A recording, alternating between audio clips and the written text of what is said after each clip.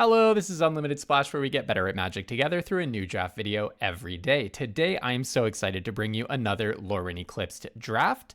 I have been getting a lot of fun out of this format and getting a lot more used to it, learning what I like and what I don't like, and I am super excited to share with you what I have found. Let's jump in. All right, in the first pack, our rare is Shadow Urchin. Gonna have to remind myself of this one. 3/4 for 3, I already like it. When it attacks, Blight 1. When a creature you control with a counter on it dies, exile that many cards from the top of your library until your next end step. You may play those cards. Yes, please. I have not seen this card yet. That is an awesome one. When it attacks, you Blight, and if a creature you control with a counter on it dies, exile that many cards from the top of your library. So is that many the number of counters with one or more counters? Or is it the number of creatures that died? I think this means the number of counters. Okay. And then you can play it until your next end step. What else is in the pack? Unbury, you can bring things back from your graveyard. Protective Response is a nice Merfolk enabler. Blight Rod is a solid common level removal spell. I quite like Dream Caesar. Lissalin Informant, I like this card every time they print it. So I don't know, maybe we can wheel something, Lissalin Informant, something like that. Okay, Tristan, I got the impression that this card is not the greatest, but again, it's a 3/4 for 3, and it has Death Touch, so the body is already really solid. When it enters or transforms, mill 3, and then if there's an elf, you gain 2. Then you can flip it, mill 3, and then you can have the opponent lose 2, and then flip it again. Now, it is a May ability to flip it, but the first mill is mandatory. This card will mill you out in a hurry, so I can see why someone passed it to me. It's far from a bomb. I honestly might just take Seer here. You know what kills a Tristan is Seer. I mean, 3/4 for 3 with Death Touch is good though, right? So maybe I take Tristan and think about putting Shadow Urchin in a Elves deck. It's possible. I mean, 3/4 for 3, Death Touch. I mean, Seer is just so good though. I'm going to go with Seer. I think Seer is the safer pick. I try to play with as many rares as possible in the early format, but come on, Seer is just the safer pick. I actually wonder if I could take a Nightmare Sower here. So Nightmare Sower, flying lifelink when you cast a spell during an opponent's turn, put a -1/-1 counter on up to one target creature. Plays well with Shadow Urchin, so it's a blight kind of creature, although you definitely want to be putting the counters on your opponent's stuff, of course. And with Seer, you could imagine searing something and then putting an extra -1/-1 counter on something. It's a very powerful card. I haven't really gotten to do this yet, the whole fairies playing on their turn thing, so I would enjoy trying that out for sure. What else is in this pack? What are we passing? I think Kithkeeper is a pretty underwhelming Vivid payoff because it always costs 7 mana, and 7 in draft is just so much. There's an Evolving Wilds. Great Forest Druid is good. Wonderwine Preacher is pretty nice, but I've done a lot of Merfolks lately. And there was the 4/3 Merfolk, which is also pretty nice. Okay, I actually do not mind taking a Blood Crypt here. First of all, when you get a land like this, it is kind of a signal that that color pair is open. Shocklands are a really good type of dual land. Target creature you control deals damage equal to its power to target creature an opponent controls. So this is a bite spell, right? This is the red bite spell. Dawnhand Eulogist, I think, is better than I gave it credit for. It's actually pretty good. 3/3 Menace for 4 that drains is pretty good. And then I do love Burning Curiosity, especially good with Shadow Urchin. But I'll just take the dual land. I like having good mana. And wow, we're getting past a Seer. Getting past a Seer is very tempting. Now, the one thing I could do is just try to steer towards fairies by taking the Voracious Tome Skimmer. So this says whenever you cast a spell during an opponent's turn, you may pay 1 life, and if you do, draw a card. That seems totally awesome. That's an incredibly good ability. But Seer is also an incredibly good ability for damage at instant speed for 2 mana. This is a tough choice. I think because I already have a Seer and a Shadow Urchin, I'm going to go for the more flexible, cheaper removal spell. But that was a very tempting fairy, and now we're getting Unwelcome Sprite. So, okay, so we're kind of getting fairies pushed on us. I could take a Burning Curiosity, which is good, but Unwelcome Sprite I think is just bonkers. A 2/1 flyer for 2 is already pretty good when it has basically anything else attached. And when you cast a spell during an opponent's turn, Surveil 2 is a very good ability. Imagine playing an Unwelcome Sprite, then Searing, then Surveilling 2. And there is a Gleamer Might in here as well, which I think is a good card. So I'll take the Unwelcome Sprite. I remember in Foundations, there was a fairy that when it attacks, you get to Surveil, and that card was really, really good, like the best uncommon in Foundations or something. So fundamentally, 2-1 for 2 with Surveil attached, I think is just a good card in Magic these days. I love these cards that fix your mana, even if you're not in the Elementals deck. Compare this to the Skittering Surveyor Changeling in this set, the 1-2 for 3 generic. You will usually be able to play Eclipse Flamekin if you're just in blue or red, and it will almost always get you a land at least. So it's almost a Skittering Surveyor with 2 more toughness, and then it has a whole upside that it could get you an Elemental, which also could include a Changeling. Here, or probably not on Goat Nap, Blossom Bind is a fine removal spell, but we already have 2 much better removal spells. I think I'll take the Flaring Cinder. I would be pretty happy to be in the Elementals deck at this point, I think, or just any blue-red situation. So another Flaring Cinder is probably good for me. I'm not really a Lofty Dreams believer. Noggle Robber could be good, but it would require 2 red if I'm in a blue-red deck. I still could end up in a black-red Fairies, and that Dream Caesar does make me take that a little bit more seriously, but Noggle the Mind is not good. You should not play removal spells that leave your opponent with a piece of cardboard at the end. That just comes up a lot. Probably Boggle Vile Boggart is better. Maybe the best card in this pack is Appeal to Erdu, and I don't even think Appeal to Erdu was that particularly good outside of a heavily synergistic deck with Merfolk. Here I'll take a Gristle Glutton, and that's perfectly fine for me. I'm happy to see Burning Curiosity here, and then we get an Elder Ante, which is also fine. 2 bodies for 1. Champions of the Shoal, I think is pretty good, but I'm very unlikely to play it. You have to behold a Merfolk, so I would have to somehow find a Merfolk. Right now, I am really hurting on curve. I really want 2 drops. If this equipment is attached to a creature, the first time you would create 1 or more tokens, you instead make that many tokens that are copies of this thing. I saw someone go off with this a little bit with the Merfolk that taps to make a 1-1, and they were making copies of the Merfolk that taps to make a 1-1. But even then, it's only the first time you would do it each turn. So it only, at the absolute best case scenario, it gets you like 1 good creature a turn, which is good, but that's like the best case scenario. And usually you will be looking at the worst case scenario with a card like that. I could also take Boulder Dash, which is kind of a funny play on words. Maybe I just want Omni Changeling. I don't know how good Omni Changeling is, but it seems fun to play with. Oh, Tanufel Rimespeaker is absolutely nutty. This card is absolutely out of control. If you haven't played it yet, it says whenever you cast a spell with mana value 4 or greater, draw a card. You just get to absolutely go off with this card. You have to build your deck a little bit carefully, but we already have a lot of the removal that will make it possible to get to turn 4 and still have some gas, I think, and not be under too much pressure, hopefully. 6 Command's an interesting one. This is pretty much a Merfolk tribal card, but it also can give all of your stuff lifelink, have someone draw a card, or stun down a creature. I did experiment with that. I found it fine. I'll probably just take Blossom Bind. Not necessarily the greatest card I've ever seen. The other option would be I could take Luminolisk and think about playing Temur Vivid. That is a lane that's open to me, and it is a 4 mana or more cost to go with the Rimespeaker.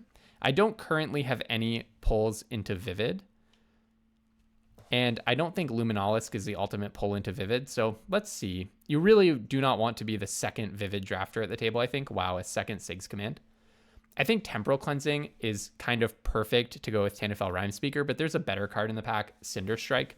I do have 1 Blight upside card already, Shadow Urchin. But this is just a not okay Magic card. 4 damage for 1 mana is just a ridiculous rate. So I'll take that. I would be happy to get a Temporal Cleansing. I just think it's a little bit more replaceable. Also, Puka's Eye is a signal that there are Vivid options here, but I'm just going to take Cinderstrike. And here's Saner. Okay, now we are going to move in a more vivid direction. Saner is absolutely ridiculous. It does need to survive until your next turn, but if it does, then you get to reveal a card for each color of permanent you control. Pick a card of that color out of the revealed ones, and you can cast any of those cards. So you really want to have Saner out when you have, let's say, a Shadow Urchin and a Gangly Stompling, and then between those 3 cards you have 4 colors. Reveal 4 cards, pick up to 4 of them, and you get to play just a ridiculous amount of stuff. Here, I actually wonder if this is the deck for a Wild Unraveling. Oh no, there's a Flame Braider. Okay, So I'm in like an Elementals version of Vivid. I would play Summit Sentinel and I would play Wild Unraveling, but this just accelerates me into my Elementals. So for example, I could play Flame Braider turn 2, Tanufel Rimespeaker turn 3, and have 1 mana left over for a Cinder Strike or something. Here, I don't think I want the second Burning Curiosity. I'd probably rather have the first Summit Sentinel. Gravelgill Scoundrel is fantastic, but it requires... I mean, it really is fantastic when you have tap-activated abilities. So let's go with a Summit Sentinel. Where Gravelgill Scoundrel is good is for tapping your other merfolks. Here, it's between Blossom Bind and Glimmermite. Normally, I think I would slam the Glimmermite. I just have so many 3-drops. But Glimmermite is probably better than my other 3-drops. I think I'll take the... this is close. I guess I'll take Blossom Bind. I'm really not sure what I was supposed to do there. Here, I might just take the 2-drop, honestly. I don't know how good Boulder Dash is. I'm really thinking it's a conditional card. It'll sometimes be great, but it'll sometimes just get stuck in your hand. I think I'd rather just have a 2-drop. It's an elemental, and it helps me know that I can play cards early-ish. Gain control of a creature, untap it, and gains haste tends not to be a very good ability. It can give a changeling +3/+0, but I think let's just go with the Wither card. This could be perfectly fine. I mean, if I have Shadow Urchin out, for example. Dream Caesar kind of makes me feel like something has gone wrong for this to be in the pack, but I wonder if this card is just... Maybe people are realizing this card is not as good as I thought it was. I do think it's a good card, but maybe I was overestimating it. I'm not sure. Tell me what you think. Let me know in the comments. Let me know what you think of Dream Caesar. I'm seeing it later in packs than I personally would expect. Maybe Fairies is just not that good. Is that what's going on? Is Fairies just really hard to make work? Okay, so there's Kinscare Sentry, which is a super good card. When it attacks, you may put a creature card with mana value X or less from your hand onto the battlefield tapped and attacking, where X is the number of attacking creatures you control. So this can be a super fast build around for the Kithkin deck, but most importantly, it's a 2/2 first strike lifelink for 2, which is just awesome rate. Slumbering Walker I also definitely underestimated, but I don't think we're going to go as far as white here. I think we're just going to pick up a Shinestriker and be pretty happy with it. I would love to see some cheap cards that have different colors to get my Saner a little bit better, especially now that I have a Shinestriker. But you can also imagine Omni-Changeling copying Shinestriker. That's just absolutely nutty. And another nutty thing is getting a Tanufel Rimespeaker here. There is a Thirst for Identity in the pack. I would happily play Gristle Glutton. I could plausibly wheel that. Liminal Hold is amazing.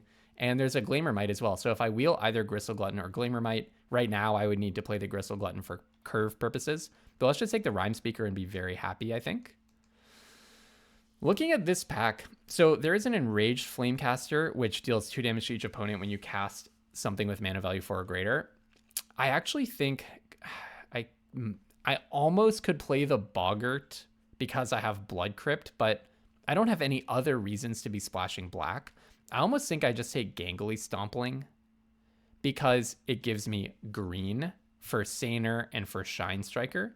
I don't have that many vivid payoffs, but if you cut this, maybe let's cut that. Put the Stompling in. I mean, a 4/2 for 3 trample is okay rate, I think. Here, I think I'm very happy to take Temporal Cleansing. I might play it over a Blossom Bind, for example. The reason is Temporal Cleansing does activate your Tanufel Rimespeakers. And it does it without actually costing 4 mana, which is really important. There is also a Summit Sentinel here. I'm hoping to wheel, let's say, one more Summit Sentinel. I did play a deck with Bloodline Bidding. I wish I'd caught that one on video because it actually had 2 Dorans in it and it trophied. Sadly, that was just a deck I was playing for fun off of video. But yeah, that card was pretty sweet. I will happily take Flame Braider here. I'll probably cut the ante. So now I have 1, 2, 3, 4, 5, 6 cards with mana cost 4 or more. Flame Braider is like the best card I could get. I mean, Summit Sentinel would be nice. Summit Sentinel is really good when you can blight onto it and kind of kill your own Summit Sentinel. I could do this thing, cast a spell with mana value 4 or greater, it gets +2/+0 in Vigilance, but I think I'd rather just have Feed the Flames. I love my removal suite, and I think it can be even better, and this is a spell of mana value 4 or greater.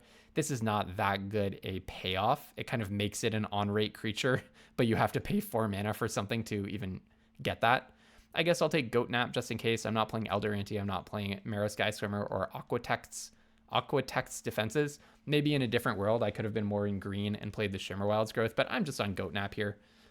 Also Nightmare Sower, but we are not living the Nightmare Sower dream today, I'm afraid, for better or worse. Here I probably will actually run the Cinder, perhaps? Maybe? I don't know if I play the Changeling. Maybe cut a Blossom Bind. Maybe I don't really need Burning Curiosity. Maybe I don't run the Cinder. I probably don't need Blood Crypt. I don't actually think it's helping my mana. I'm really looking forward to trying out this build around, but not today. Not today. I have probably an appropriate number of mana value 4 or more. So people did decide to start taking the fairies, I guess. Maybe I cut the other Blossom Bind, don't play the Gristle, or maybe I play it over one of my 3 drops. Wow, the Eclipsed Boggart going around is really tempting, but it's basically double red. The one Blood Crypt doesn't really help because that would just be a mountain instead. Maybe I do play the Flamecaster instead of, oh, I don't know. Is this just better than the Flame Cinder? Maybe this is just better than Flaring Cinder. It does reduce my Vivid count, so that's definitely a downside. So maybe I play one of each. Maybe let's try one of each and see how that goes. I don't know if Omni Changeling is good, but Omni Changeling, it enters as a copy of Shinestriker, so I think you get the ETB. I'm going to need to look that up if it comes up. So let's see. Maybe I cut the Guildweaver and just say, you know, I probably have enough 1, 2, 3, 4, 5, 6, 7 spells of mana value 4 or greater. That means I'll usually have one after casting my Rimespeaker, I think. I can't really make that more. I don't think I want to play the Guildweaver. Yeah, let's see if that's enough. Okay, I like my deck. This just looks like a pretty tuned, pretty nice Elementals deck, so let's see how it goes. On to game 1. I especially like my removal. That is the best thing about this deck. All right, we got the draw with 2 removal spells and a 2/2. We'll see if I draw into my power 4 or more synergies. Okay, Flame Raider is a really nice one. It can actually cast Flame Chain Mauler next turn, which is just really, really good. Tend the Springs, interesting. So they're fixing their lands. Oh, this can play Shinestriker. That's so good. That is so good. Now, I actually have a decision to make. I have a decision point. I could tap Flame Raider and play Flame Chain Mauler, making it clear that I have something to do on their turn, and then hold up Seer. Or I could push 2 damage. I don't feel like I'm in a very aggressive spot, so why don't we hold up Seer? Why don't we hold up Seer? I don't know if this is the right move, but I like the idea of just clearing their board and then playing a Shinestriker draw 2, the Super Muldrifter. Oh, okay. So I played it wrong. Well, all right. I'll just play Shinestriker. They don't have counter mana. They could have the 4/2 flash reach creature, Blightrot. Okay. So I just went 1 for 1. Ugh, that's not so good. But we both spent our whole turn on it, so I don't feel too bad on that front.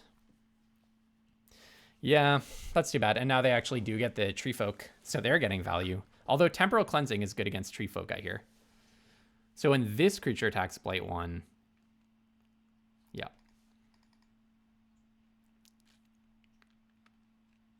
Okay. All right, you Tree Folked me. So, oh, Tanufel Rimespeaker is a good one. I kind of want to play, I kind of want to Cinder Strike this guy and play the Urchin and then save the Temporal Cleansing to get some payback, if you know what I mean. Get some reimbursement. And then if Flame Chain Mauler subsequently dies, I get value from the Urchin. Sounds good. So in for 1. Yeah, so and then next turn I can play Rimespeaker, and if I get a land, then I can Temporal Cleansing. Oh, a Liminal Hold, say.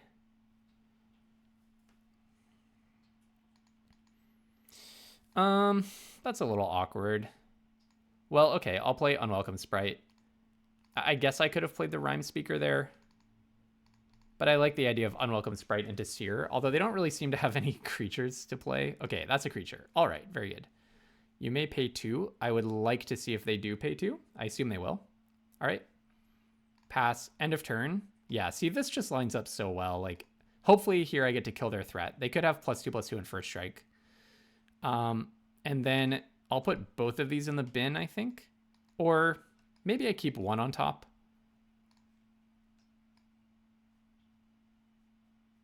Yeah, I guess I like the idea of having one more land.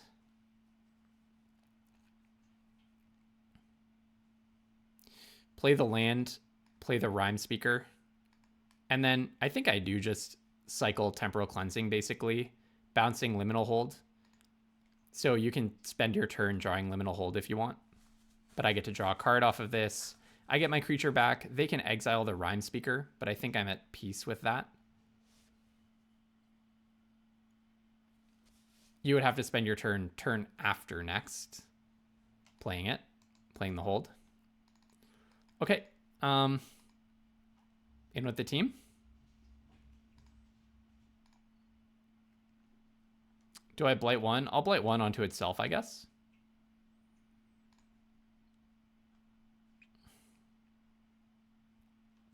Okay, they have a Spriteling. Let's see what they block. Okay, Flame Chain Mauler. Then I'll just give it +1. I'm okay with this trade because I'm going to get a reimbursement from Shadow Urchin, I assume. All right, so I think I get to exile one card. Okay. So I could hold for Feed the Flames. But I think I just like Enraged Flamecaster for extra damage here, because I have them at a pretty low life total. Oh, what are they going to play? I mean, they do have 5 mana up. Oh, bring something back. Oh, okay, I thought it was the 5 mana bring something back to the battlefield. Okay. Is that even an instant, though? I'm not sure. Okay, you go to 14, exile, probably Rimespeaker. Yep. Omni Changeling. I can copy Shadow Urchin. That's kind of cool. Maybe I'd rather copy Chaos Spewer. I'll probably just kill Chaos Spewer on their turn. Play this and kill Chaos Spewer. I like that. All right, so I'll attack with everything. Shadow Urchin can blight the Flamecaster. Okay. Resolve, and I'll blight my Flamecaster. Get some value back. Oh, Chaos Shadow Urchin is awesome. I'm loving the value of this card. Okay, then I'll go ahead and play Summit Sentinel. Extra value. That's even more value. Now Feed the Flames doesn't deal damage, unfortunately. I could convoke out an Omni Changeling. Shadow Urchin blighting the Summit Sentinel is awesome, right? So if I can like triple blight my Summit Sentinel, then I get to draw 3 cards? Is that how this works? I'm still confused about what that many is referring to. End of your turn, I'll shoot the Chaos Spewer. Surveil 2 on a cast trigger. Those can both go in the bin for sure. No doubt. Oh, you're killing Shadow Urchin? No, don't do it to me. Don't do it to me. Okay, in with these two. It looks like they're going to kill Shadow Urchin, but in with these two, I will blight Summit Sentinel.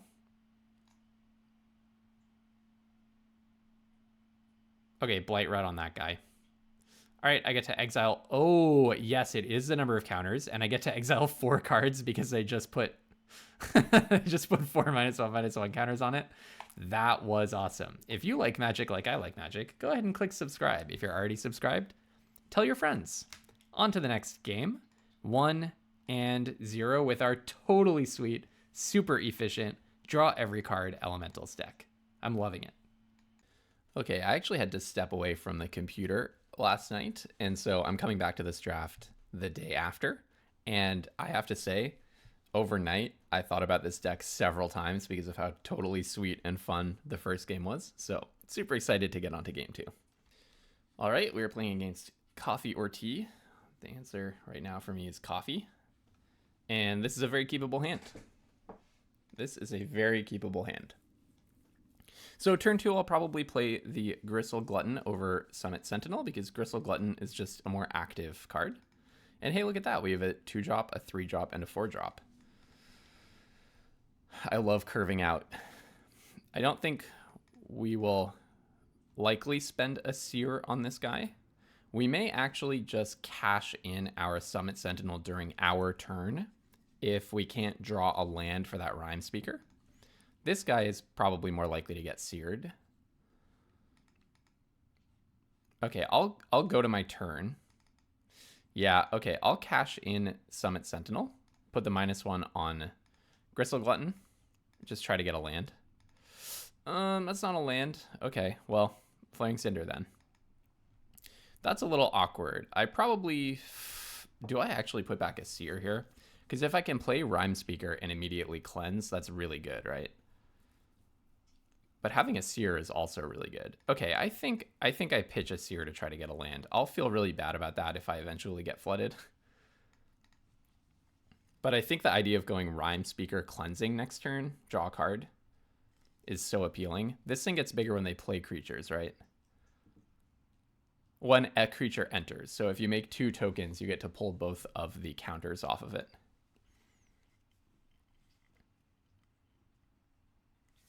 Okay. I'll just take this, I think.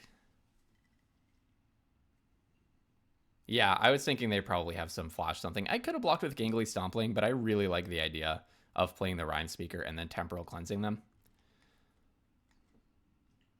Now that does, unfortunately, at this point, leave me open if I tap everything down. So maybe I, now that I have another Rimespeaker especially, maybe let's just do some blocking next turn. Play a Rimespeaker, tap 4 creatures and draw 2 is pretty compelling. Yeah, I don't really want to tap down my whole board right now. Okay, I'll do some blocking. Kind of regret not blocking the down guard with the Stompling last turn, to be honest. Okay, now the down guard's going to attack as a 5/5.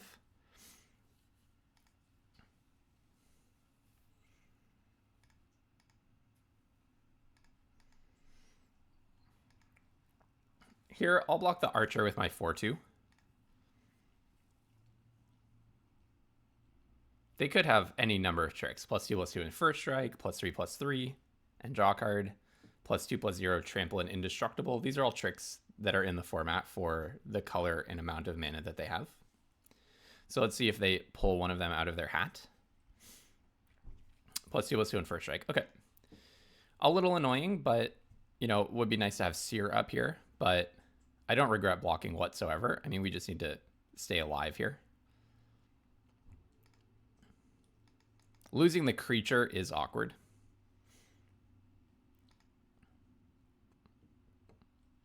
So I think I really want to draw a card. So what I could do is play a Rimespeaker, tap everything for cleansing. I really want to draw a land, I mean. I really want to have Seer up. So let's play a Rimespeaker tapping. Sorry. I want to play Temporal Cleansing, tapping my Rimespeaker, bouncing the down guard probably. Try to draw a land, and that land is going to be used for Seer. So I'll bounce this down guard because it resets you. Probably pitch Omni Changeling, and I'm just going to give myself 2 chances to draw a land. Maybe I tap Gristle Glutton as well. Yeah, that actually might be good. And then Flaring Cinder is going to be the one. Yeah, I want to draw a card first. Flaring Cinder is going to be on blocking duty. Oh, you have +2/+2 and Hexproof. Then I'll Seer it right now. A little annoying to have to spend my Seer and not get to cast it on the creature, the other creature. The creature other than the one that I attempted to Temporal Cleanse. They have a lot of tricks. The tricks are very good against my removal plan. All right, I'll just block there. Okay, phew, they don't have Trample and Indestructible trick. That is really good for me. Okay, and no more tricks. So you get to return a creature to your hand. Okay. So we are getting beat down. This is the ultimate test of my card quality, I think. It should be able to survive the beatdown plan. So I'll start with a Rimespeaker, draw card. Oh, Saner is a pretty nice one, isn't it? I'll play a land. My blocks are not awesome here. I really want to keep my Rimespeaker. my Rimespeaker is alive. They can probably, they pump everything onto, let's say, Wary Farmer and attack with a 5/5. Unless they drew a trample trick, I can block with Gristle Glutton, pitch the Enraged Flamecaster. Okay, this suggests that they don't have a trick. If they did have a trick, they would spread the love and they would buff their Weaver. Okay, go to blockers. I'll block with the Glutton, and then before damage, I think the Gristle Glutton's really good. Oh, you have trample? You drew a trample trick? If they did +2/+0 and trample, I wouldn't quite die. Yeah, if they drew that, I mean, just good work to the opponent. If they really drew a trample trick here, good work. Okay, all right. No, they were just looking at their hand. That scared me, though. All right, Dawn's Light Archer. Now we play Stainer, draw 2. I would love to draw some removal. Yeah, they are getting... Okay, yeah, Cinder Strike is an awesome one. So, yep, tapping like that sounds good. Draw. Okay. Play a land. Now we do have a choice. Do I want to play a Flaring Cinder or an Eclipsed Flamekin? Potentially, okay, because I drafted yesterday, I'm actually going to pull up my deck and look at what cards I have. Because if I could get an Elemental with mana cost 4 or more, that would be really nice as a play next turn. What are my chances? Shinestriker. I already pitched the Omni Changeling, right? And what else? Feed the Flames. Yeah, no, there are no Elementals of mana cost 4 or more left, other than Shinestriker. Okay, well, I don't really want any of the creatures that I have right now to get involved in blocking. So I think I'll just play this huge toughness creature. They have a stop. Oh, that's a little rough. The fact that they have a stop kind of makes me think that they do have a trick. But I don't know. We'll see. Maybe they're just playing mind games with me. This is a good beatdown deck. I think this is a nice little... The opponent has put together a nice little lesson in how to build a beatdown deck. At this point, I'm more willing to trade my Rimespeakers. If they cannot kill Stainer, then I'm going to get some card advantage out of that no matter what. A little bit of card advantage at least. So I'll double block here. I mean, if they have +2/+0 and Indestructible, they probably would have played it last turn. Killing both of my Rimespeakers would be pretty brutal, but I would rather... I mean, I would just die if I, chump block that and they have +2/+0 and Indestructible. Not quite. I have Eclipsed Flamekin, but they just wouldn't have to play the trick. So let's try this, see if they have another trick. +2/+2 and First Strike is also... Okay, they had +3/+3. Okay, well, that's really big game for them. Obviously, pretty brutal for me, but far from good game, and I am quite happy. I'm quite happy that I didn't take that to the face, that it wasn't trample. So I can feed the Flames here, but I no longer gain benefits from playing things of mana cost 4 or more. I have 5, 6, 7 mana. So I could Cinder Strike plus Shinestriker, or I could go Feed the Flames, Flaring Cinder, Cinder Strike. 3, 7, 8. 5, 6, 7, 8. That's the mana efficient thing to do. Okay, let's do that one. I pick this, and we can Shinestriker next turn. So I play this. I will Cinder Strike on that guy without paying Blight. I will play a Flaring Cinder, but choose not to cycle a card. For among those, you may cast it this turn, so I can't just wait until next turn. And then I'll shoot the Wary Farmer. And again, decline. All right, see what they got. So they can make a 4/3. I would just block with Flaring Cinder. All right, block with Flaring Cinder. Okay, what else have you got? Kind of wish I hadn't lost both of my Rimespeakers. But hey, I don't have that many more cards left, so... All right, I'll take Flame Chain Mauler, and Stainer is accelerating me. It's getting me advantage. Okay, Shinestriker, draw 2 cards. I do have a lot of removal left as well, right? I have at least one Cinder Strike. Just looking at my deck list. No, I have... no, I used my Cinder Strike in both of my Seers. Okay, I have, yeah, maybe not that much. I can't really count on draws to win this game for me at this point. Well, I think I probably, so attacking with Saner is a little risky because if they play Dawnlight Archer, well, I'm not just losing in that situation, right? I'm not just losing. And it does clear the way for Shinestriker. Okay, yeah, I don't think I need to play around imaginary Dawnlight Archers. Play this, play a land. Okay, currently they cannot push an attack. That guy can attack. That is someone who can attack. All right, Saner, find me something good, please. Oh, Enraged Flamecaster, Unwelcome Sprite. So those are two different colors. Let's just make sure I'm not completely decking myself here. Well, 9 cards left. Not completely decking myself. All right, I'll play the Sprite. So it can be double blocked though, right? Okay. So they can make this have 7 power. I will play this.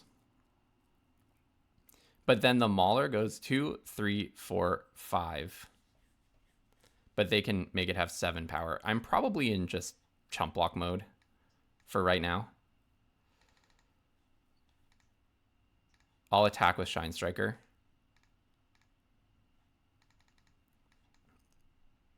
Play Flame Braider. No, what I can do is now I can double block the Bristlebane Outrider, right? So this would be a 7/7, let's suppose. Oh, no, I can't. Oh, yeah, 7/7, and I can double block it for 7. And you know what? If they have another combat trick, well, you can only do so much in this life. Trample's good. You can only do so much in this life, my friends. You can only play around so many combat tricks. All right. Okay, they didn't want to trade. That means that they don't have a trick. Oh, Shadow Urchin. Kind of feel like maybe I don't play the Shadow Urchin because it could just deck me. I think I'm just not going to play Shadow Urchin. That's tough stuff. All right, play an island. Next, attack, attack.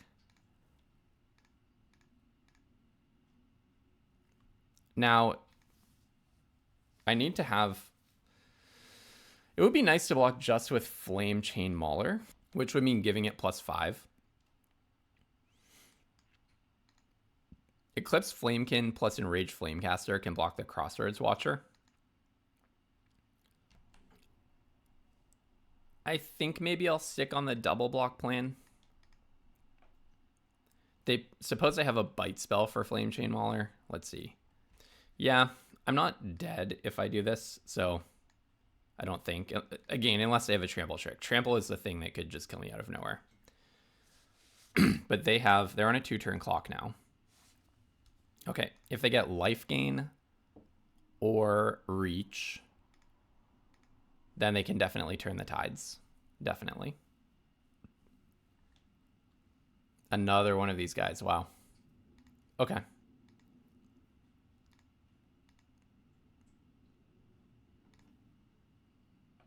Okay, but they didn't want to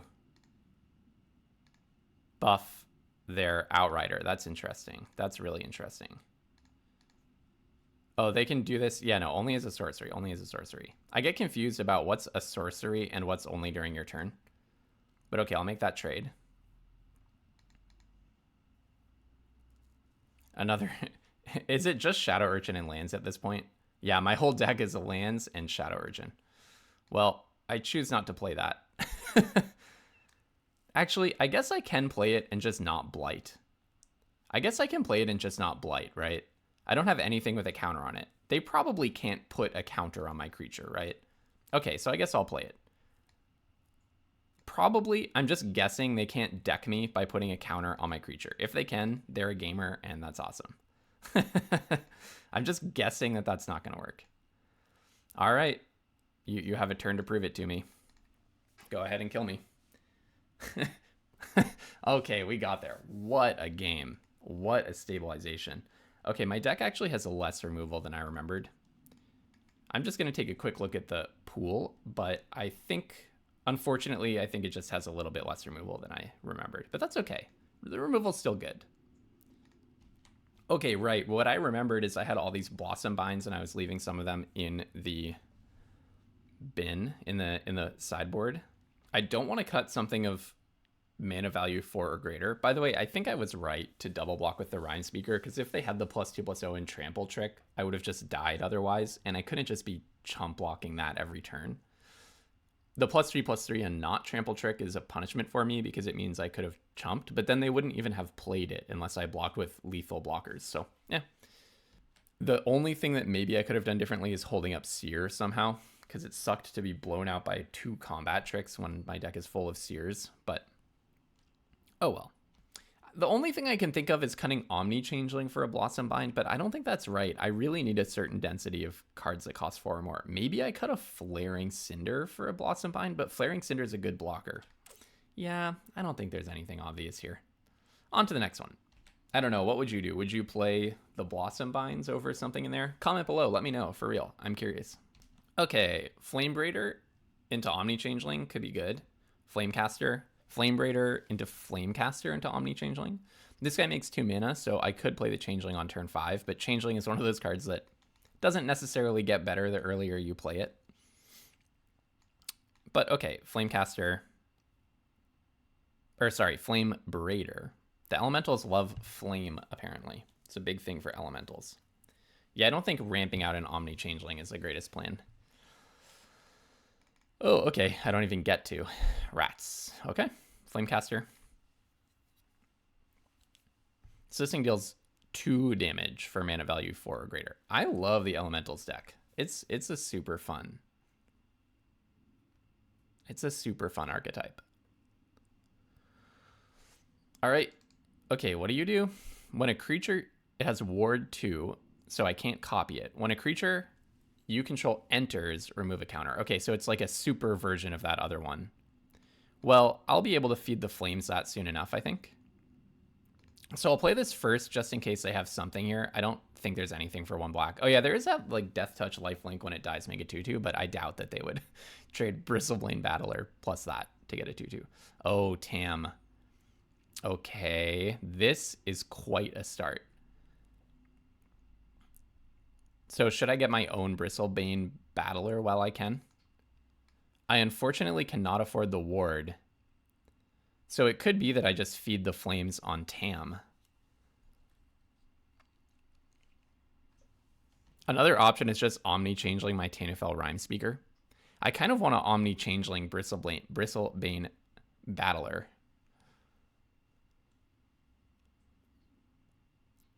But that would require tapping everything I have. I could make it Tam, but I can do that at any time. Yeah, I kind of just want another Tanufel Rimespeaker. Is that so wrong? Because I cannot feed the flames on Bristlebane Battler, which is what I want to do.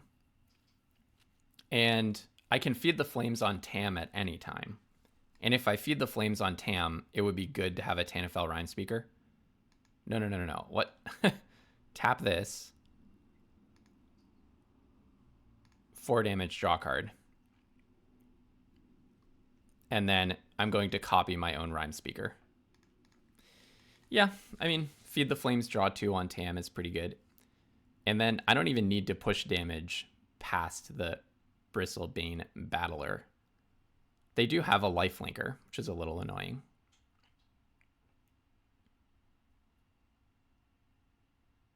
Unfortunately, next turn I'm 1 mana short of going Feed the Flames plus Shadow Urchin.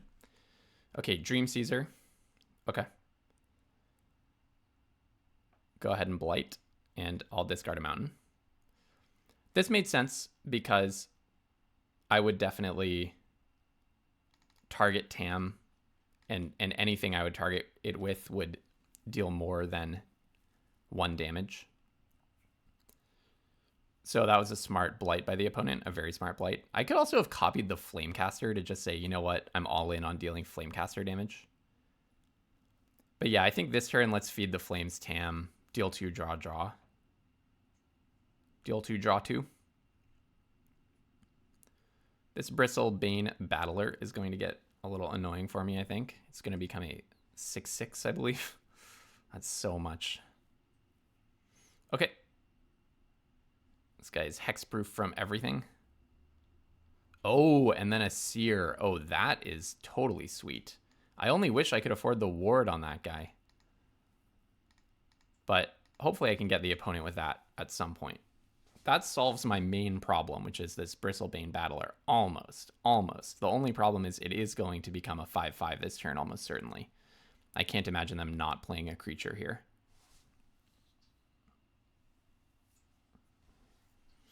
If they attack me with it, I will just take the damage. Yeah, I gain absolutely nothing from blocking when I don't have my tricks up. The only question is, actually, maybe I just block Dream Caesar with Flamecaster. That kind of seems right. The Flamecaster is good and all, but I don't think I'm actually going to win off of Flamecaster damage. If they have a trick here, I can Seer the Dream Caesar. Yes, it means the Bristlebane Battler is going unanswered, but I can't be taking 7 damage and then 3 damage in the air every turn, right? Okay, in response, I will Seer that. Hopefully getting a 2-for-1. Yeah, it's about as good as I think it could get. I do get my Flamecaster lives as well, so that's nice. The only issue is this Battler, I still don't have an answer for it because I just spent my Seer. Enters with 3/1/1 counters. At the beginning of your end step, you remove a counter until it's a 5/5. And you do not have an elf in the bin. Okay, I don't know if I've ever seen that card without an elf in the bin. So, do I pitch the Summit Sentinel? Probably, yeah. There's better stuff for me to draw. So I'll play the Cinder, pitch the Sentinel. I would love to draw something of mana value 4 or more. The Sentinel would have been a good chump blocker. Don't really want to attack with any of those. And now we're just trying to draw. Yeah, maybe I do need some more expensive spells. Something you never, something you'll never hear me say in Magic. What else do I have? Temporal Cleansing, Saner, and Shinestriker are the only mana value 4 or more. And then I could get Eclipsed Flamekin. I could get an Eclipsed Flamekin. Graveshifter. Oh, that's so annoying. That is a very annoying draw by the opponent. Very, very, very annoying. Well, actually, it's not so annoying, right? Because I still have the Reach creature. I was thinking like, okay, now I'm under pressure in the air. I still do have the Reach creature. So if they attack, I would just triple block. Oh, okay.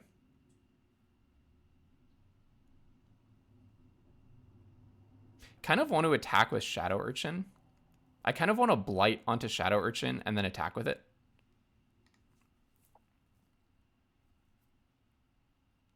I can actually blight onto, let's say, Flaring Cinder. No, but it's when this creature attacks. So it would attack as a 2/3. And then I'm just trying to get something good. But maybe I just blight onto Flaring Cinder. They probably can't take 2. The only problem is, what do I hit with that blight? I mean, they can take 2, but they probably don't want to. So do I throw away Shadow Urchin? If I blight onto the Shadow Urchin, putting it to 2, then attack with it, go down to 1. I could kill, let's say, the Safe Right. They would just block with Bristlebane Battler. I would flip 2 cards. That just doesn't sound good, does it? Okay. I think I'll have to play a little bit more of a passive game. So they'll play their Dream Caesar. I'll discard my Mountain. Then I'll shoot that with Cinder Strike. Maybe choosing to blight, honestly. So it resolves. Pitch my Mountain.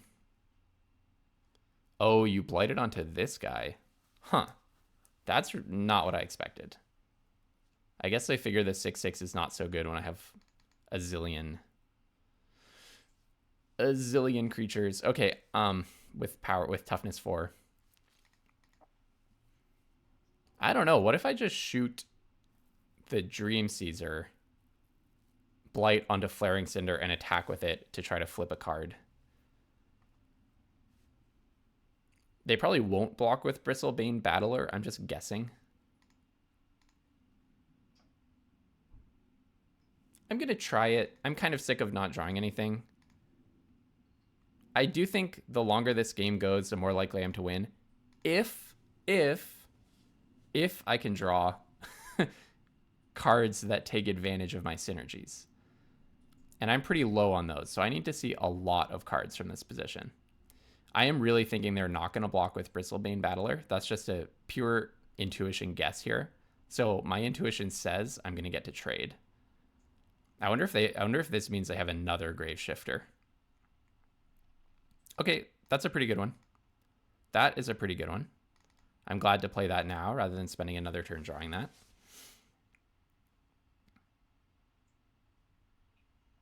Another Creekwood safe, right? So when one of these goes to the bin, oh, I see. They wanted the Shapeshifter in the graveyard. That makes a lot of sense.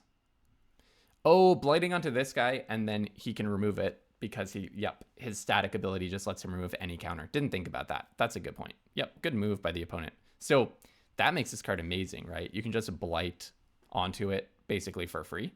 This is just an endless blight sponge. That's really powerful.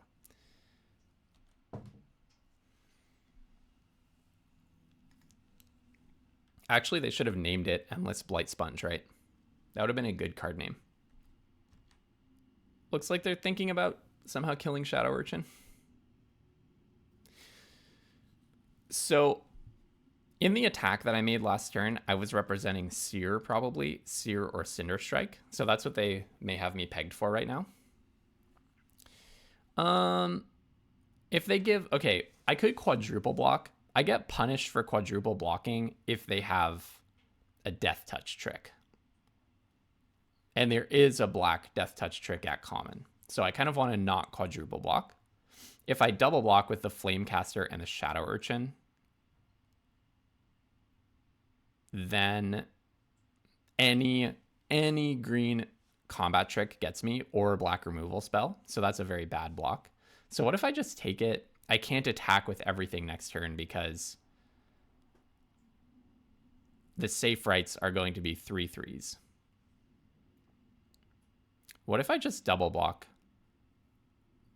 I'm in a very awkward position, aren't I? You know what? What if I just say, if you have the Death Touch trick, GG? Because the probability that they have... Yeah. What? Oh, I ran out of time while lining up my blocks? Oh, that's so bad. That's so bad. I just purely ran out of time while lining up my blocks. That was terrible. That was terrible. And now I just can't stop drawing lands. I was thinking too much during this game. And they have a reach creature, so I'm not even pressuring them. Okay.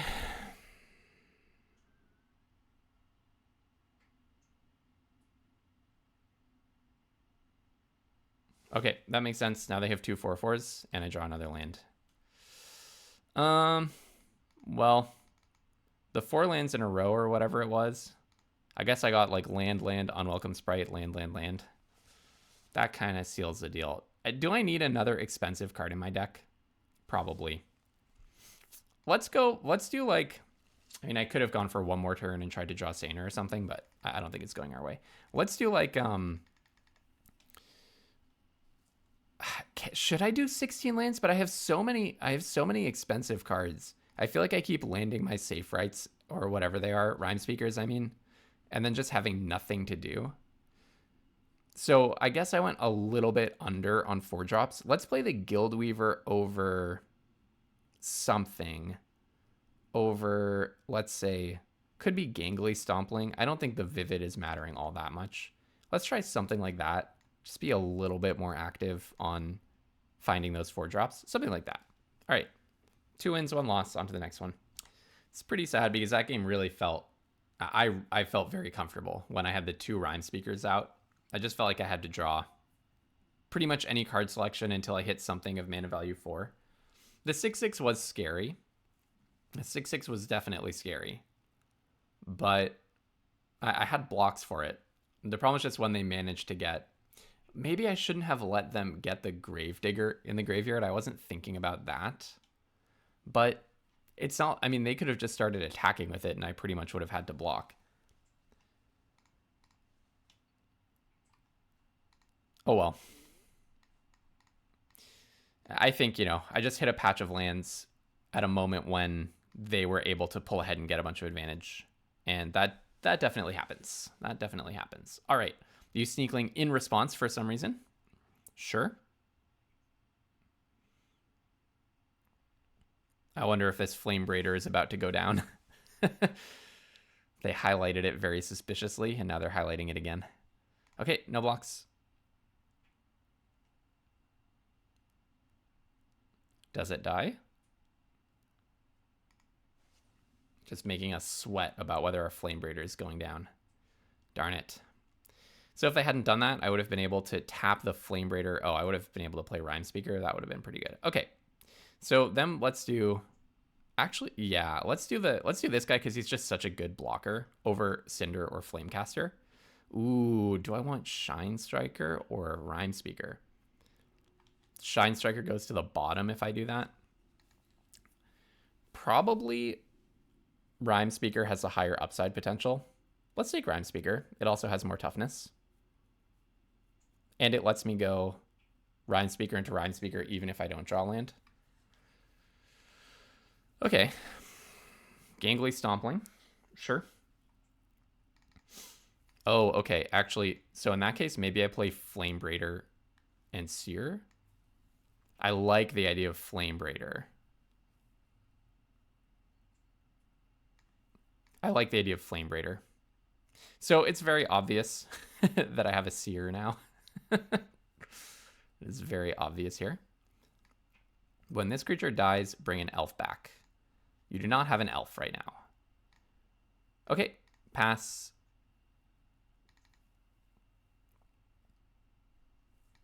So let's shoot that. See if it dies. Okay, it dies. And then actually, I don't really want to take a million damage every turn. This Flame Braider is not essential for my game plan next turn, and we just learned that they do not have a pump spell. So I think that block was good. I really like Eclipsed Flamekin as a blocker here, I must say. Go ahead and play this. If they have the flyer that makes me discard a card, I get punished for playing a land here, but I think I should just do it.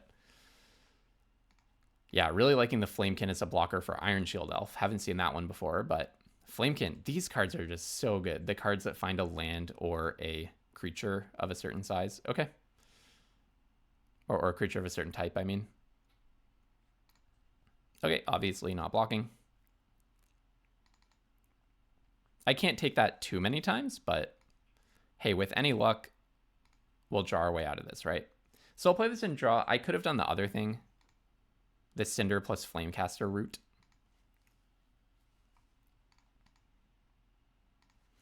But I think drawing cards, I think it's just too important to draw cards while I can.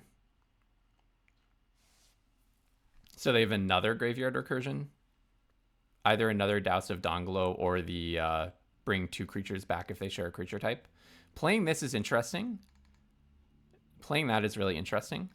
So whatever they have they don't want to discard? Is that what that means? It's kind of strange. Not totally sure what to make of that. All right, I'll play this. I will pitch the island, I guess.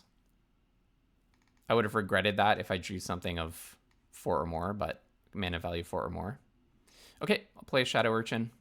And now I'm basically just trading my little weenie creatures for whatever they have in their hand.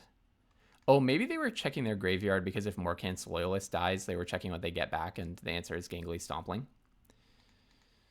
Okay, let's do another Flaring Cinder and pitch the Flamecaster probably. I don't think I'm winning this on Flamecasters. Do I pitch the Flamecaster? Yeah, probably. So my best thing that I can draw is on the bottom, which would be the Shinestriker or whatever, the 6 value draw cards when it enters. Super Muldrifter. I don't know, I kind of want to not discard these. Well, but with double Rimespeaker, you're just digging to get things that are expensive, right? With double Rimespeaker, you're just digging to get things that are expensive.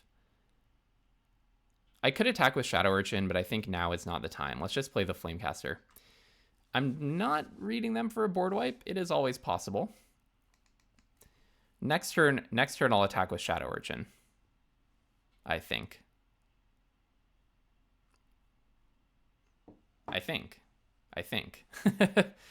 Shadow Urchin is kind of nice. I mean, they have to discard a card to Iron Shield Elf. I don't have the Blight stuff that makes Shadow Urchin really good, unfortunately. But okay, I'll go in with this guy. I'll Blight him. You can block with Iron Shield Elf, make it indestructible, etc. If they just do nothing, then I start getting really scared. But I am up on this exchange. Well, I trade one card for one card, and they just straight up lose one card, so...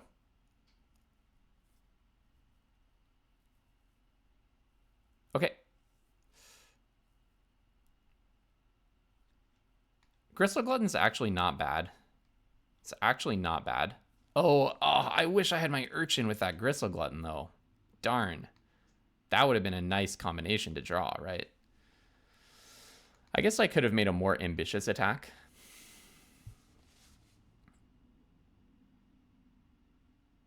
But then they would have made a more ambitious block.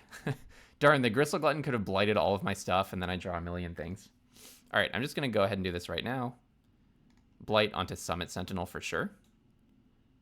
Discard the island and draw a card. I really want some expensive cards. I guess my deck it just has too good a curve. What can I say?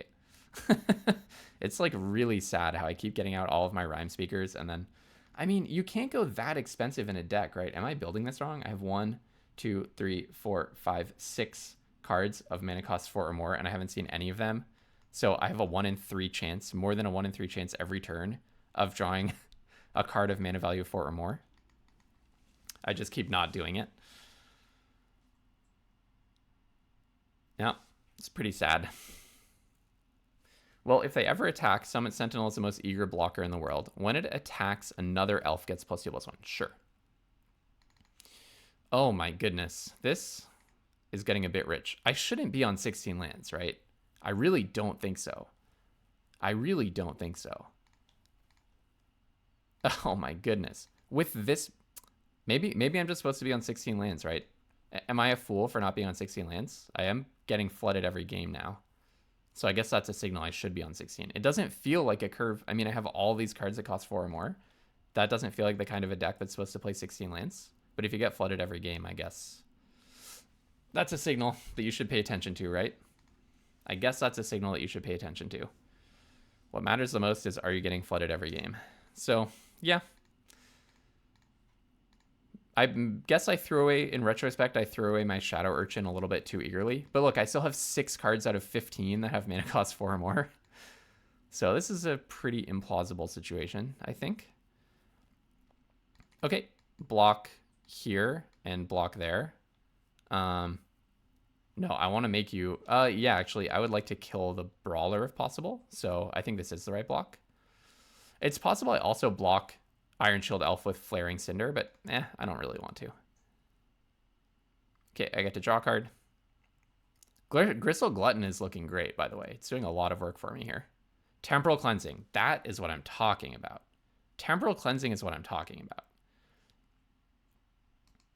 Okay, I'm going to put probably Morkant's Loyalist on top. Well, I can sear the Morkant's Loyalist. Then you get back a creature. Yeah, I don't really want to do that. Let's put this on top. I definitely want to play Seer during the opponent's turn. No question about that. Now my Rimespeakers are almost decking me because all of my mana value 4 or greater cards are on the bottom. It's a hard life, my friends. Do I discard draw? Yeah, maybe. I'm probably trying to win quickly. I might regret this. Yeah, now Flame King Guildweaver draws 2 and pitches 1. So you put it on top. That makes sense to me. Play this. Now, probably just attack with everything, right? I don't see a very good reason not to. It lets them kill Enraged Flamecaster. So maybe I play the Guildweaver first.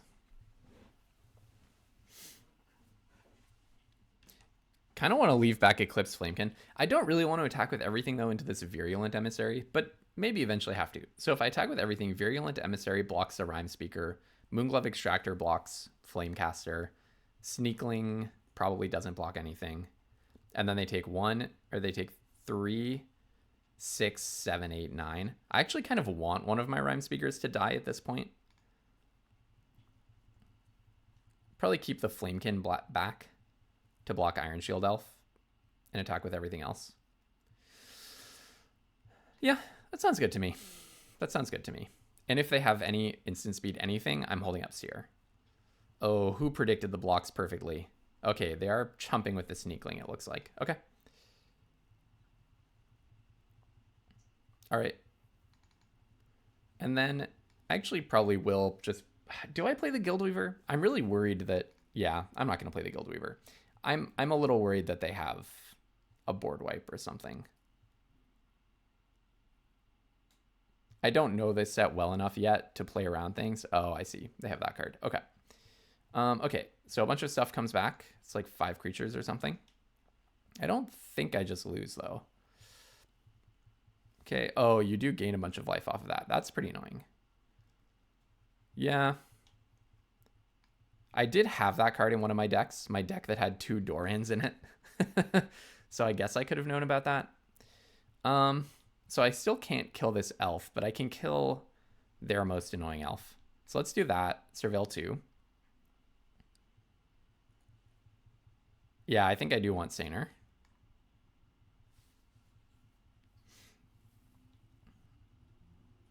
Okay. Play Saner. 9 cards left. I don't think I will loot here. I am definitely getting worried about decking. Especially with Saner out now. I will attack with the Sprite, of course. And then this is a pretty good draw for them. It does let Iron Shield Elf attack. It lets a lot of their stuff attack that maybe wouldn't be able to attack otherwise. And then, yeah, I'll play the Guildweaver. And then I could also play the Mauler with my treasure. That's probably worth doing. Draw card. Oh, or I could Cinderstrike with my treasure. That's worth... Oh, but actually, I kind of want to save Cinderstrike to kill Markant's Loyalist next turn.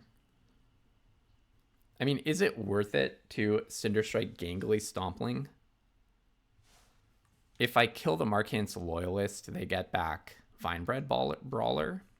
I should have guessed. I knew they like played a land and they were conspicuously not discarding something. I should have guessed that they had something amazing. I just thought it might be a board wipe, not a opposite of a board wipe. Yeah, I kind of like the idea of shooting the guy that pumps everything, even if it gives them a reimbursement. All right, and I need to win pretty quickly because I only have 7 cards left, and Saner is going to be... I mean, you can choose to have Saner not deck you. Shinestriker is one of the cards that I have left. That's pretty awkward. Okay, they chose not to attack. Omni-Changeling. It's kind of an interesting one. Oh, I would like a Feed the Flames. I think I cannot play Shinestriker, but I'll take Feed the Flames. So, Feed the Flames. First, let's Cinderstrike Markant's Loyalist. Shrink their stuff.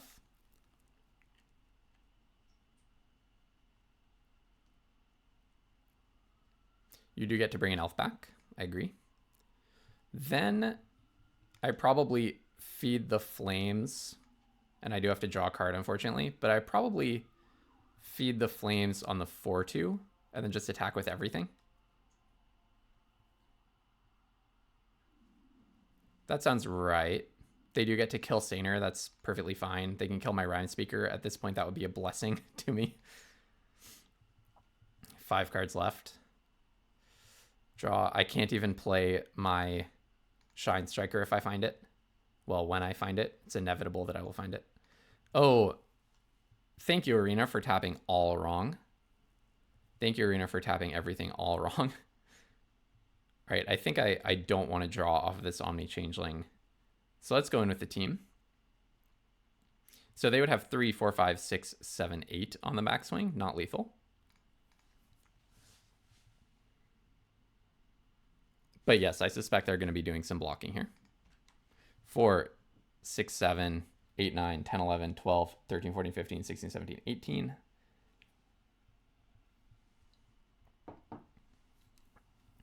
Yeah, Saner is like actually not that good for me. Arena just taps so badly.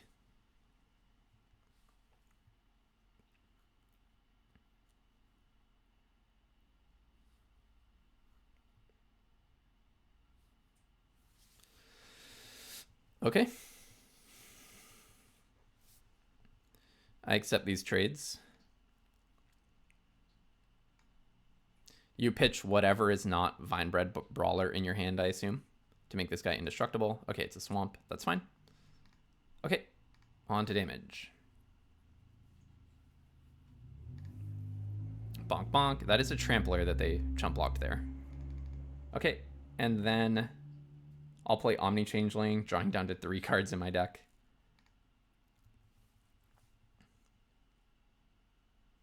Draw the mountain. Let's not. And then I'll copy the Unwelcome Sprite just to get some more flying damage. Okay, see what you got. See what you can top deck. I do have a lethal attack next turn. You need something pretty special. 1 removal spell won't do it. 1 blocker won't do it. 1 pump spell won't do it. Bloodline bidding might do it if you had another Bloodline bidding or a way of recurring it. Boy, this Elementals deck plays long games, doesn't it? It plays the long game.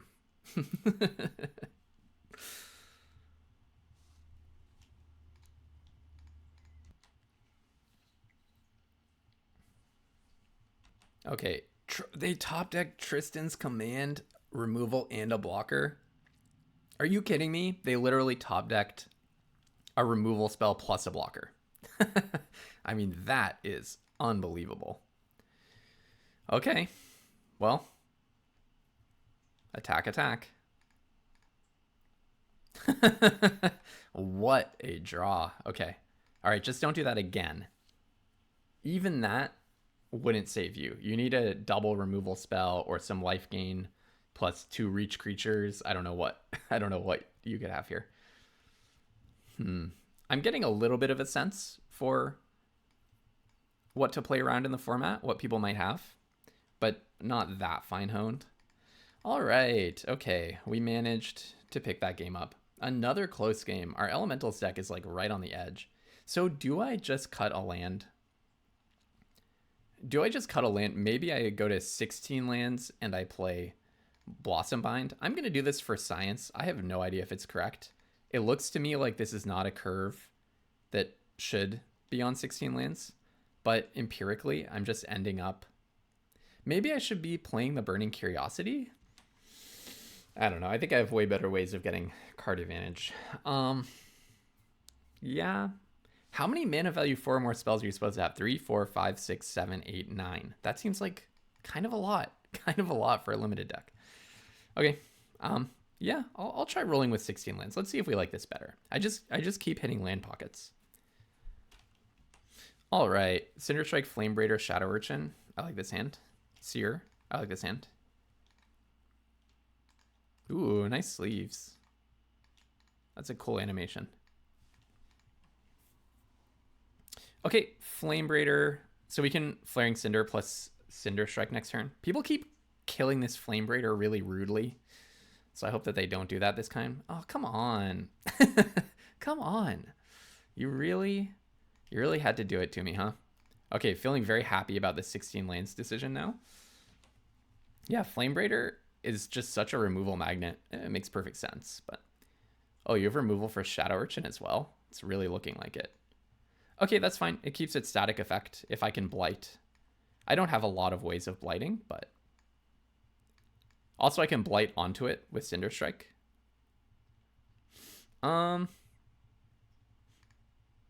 Honestly, at this point, maybe I just throw back Flamebraider. I think I'd probably rather have the land. Okay, maybe that was a bad move. 16 lands and all we draw is lands, eh? That's the way of the world, I guess. I assume they'll pay the 2, which I'm very happy with, because now I can go Blight. Now, do I Blight onto Flaring Cinder because of Shadow Urchin's static ability? Probably not. Oh, I can't put this on.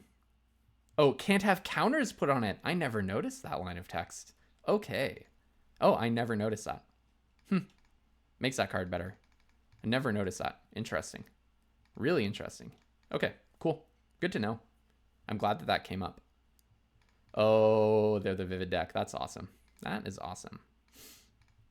Okay, end of your turn, I'll probably just sear that guy, I think. I don't necessarily need to. Maybe that was a bit of an overreaction, but kind of like the idea of just keeping it moving. I'll play this. I guess I'll play the last land. It's kind of nice to have it up for Flaring Cinder. Aurora Awakener. Reveal cards. So you reveal one card and you put one into the battlefield. So you put a Blossom Bind onto the battlefield on my Summit Sentinel. That's really funny. Okay, well, I can't really let that sit around, can I? So let's Blossom Bind that guy. Would be nice to play Shinestriker, but I don't really want the 7/7 to just sit there on the battlefield. Love their deck. Cinderstrike, Chaos Spewer, Luminolisk, Aurora Awakener, Eclipse Kithkin, Sizzling Changeling. Yeah, their deck is awesome. That's Magic the way I like to play Magic, for sure.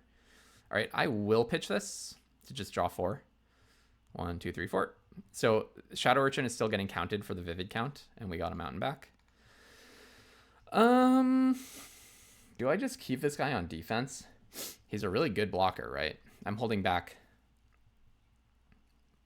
3 damage with him. Kind of want to. I kind of want to. Yeah, let's hold it back. I'm not in a rush.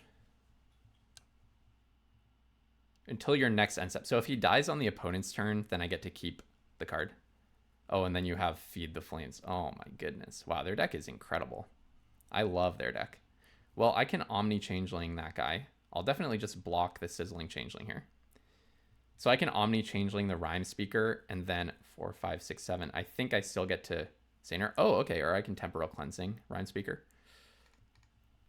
So maybe what I do is I Omni Changeling the Rimespeaker, tap the Changeling to convoke out Temporal Cleansing. So I get a Rimespeaker and you do not. Hold on, I can play Aurora Awakener. Okay, maybe that's a better idea. Maybe I'd rather have an Aurora Awakener. Yeah, let's do that. Omni Changeling for the freaking win. Reveal X permanent cards where X is the number of colors among permanents. Put any of them onto the battlefield, then the rest on the bottom. And I can choose 4. Okay, well I choose, I'll choose these 4. Yeah, let's do it. Holy smokes. Aurora Awakener, let's go. I'll pitch the land. And get a Seer, that's nice. Okay, so I'm gonna do this, but I'm gonna tap my, tap.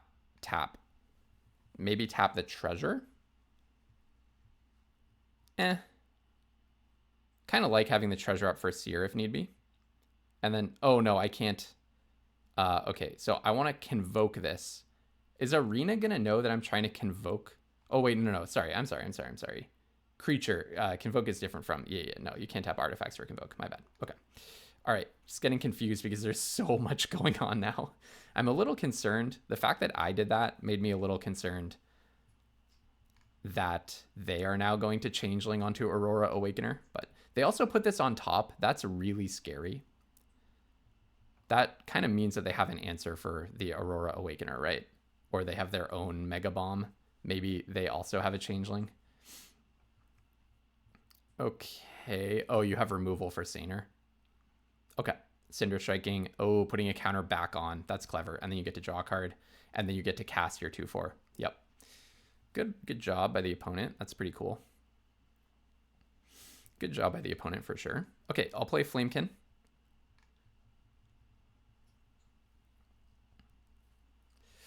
I'll take the Flamecaster, of course. Probably I just go ahead and sear that right now. And then in with the team.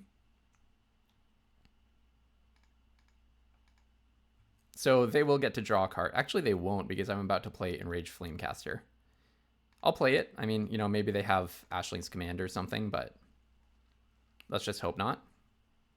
What a sweet game. Changeling on Aurora Awakener. Let's go. This is an awesome deck. I'm loving my Elementals deck. Let's go. That was so cool. Okay, friends, we've managed 4 wins and only 1 loss. I think 16 lands is exactly the right spot. That worked out well. I mean, you never know after just 1 game, but that worked out well. So, all right, on to the next one. Let's try to get a 5th win.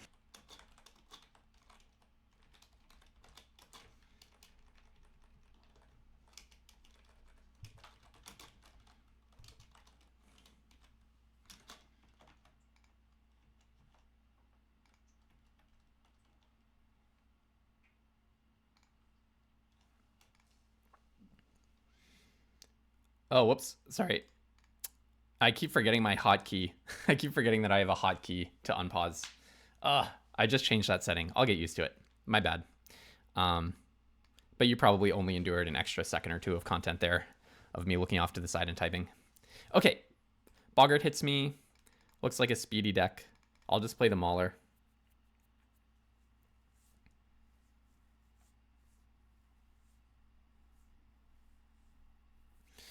I will not block. Well, the thing is, this thing can just keep hitting me every single turn. How long until I can block? I could block with a Guildweaver eventually. Don't really want to make this trade. I think I can just keep taking 1 and it's not so bad for me. Yeah, this is going to be better at blocking that guy. Play this, play the Cinder. Honestly, I probably do just pitch a land here. Just pitch an island. No attacks. I will block Wretched Wretch. The thing about blocking Wretched Wretch is they can blight onto it at instant speed. Presumably there are a few ways of them doing that.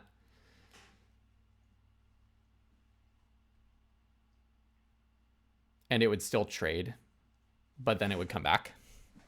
All right, Boggart time. Getting a Prankster. Okay, I'll just take the 1.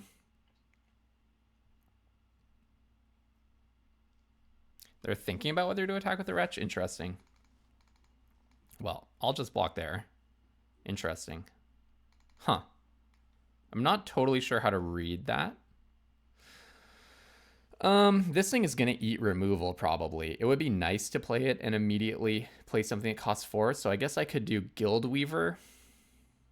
If the Guildweaver survives next turn, Rimespeaker plus Temporal Cleansing. Because I draw a land and then I have a treasure and 2 creatures. So even if they kill a creature, I get to Rimespeaker and Cleansing on the same turn.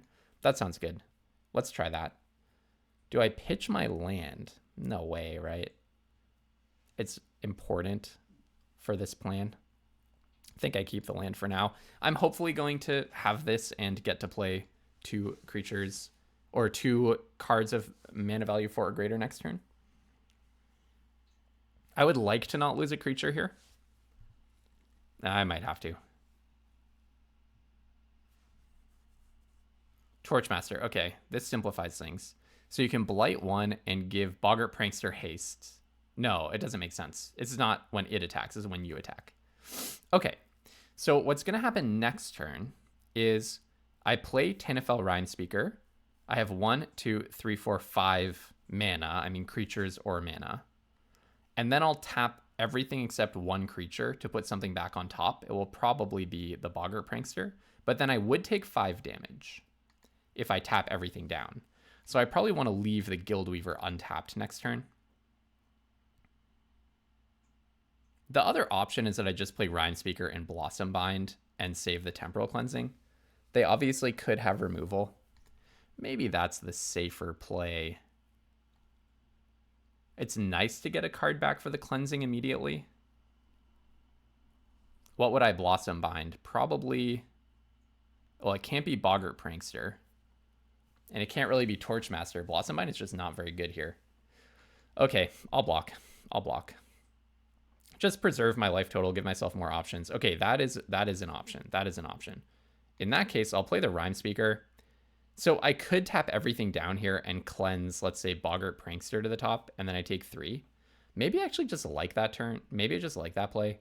But this thing can give something haste. So if they get a really chunky creature, that could be trouble for me. Let's not do it. The way that I get punished here is if they have removal for Rimespeaker.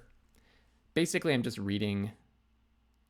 I mean, they could have the -4/-4 or 4-1/-1 counters common in black. That would be very plausible.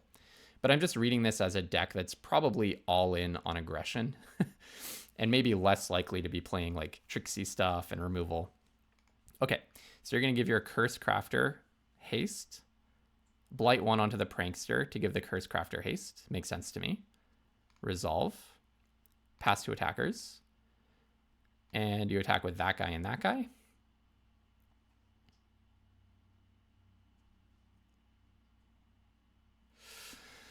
So first, I want to see what you put that on. That resolves, yes. Now I'm going to shoot Curse Crafter.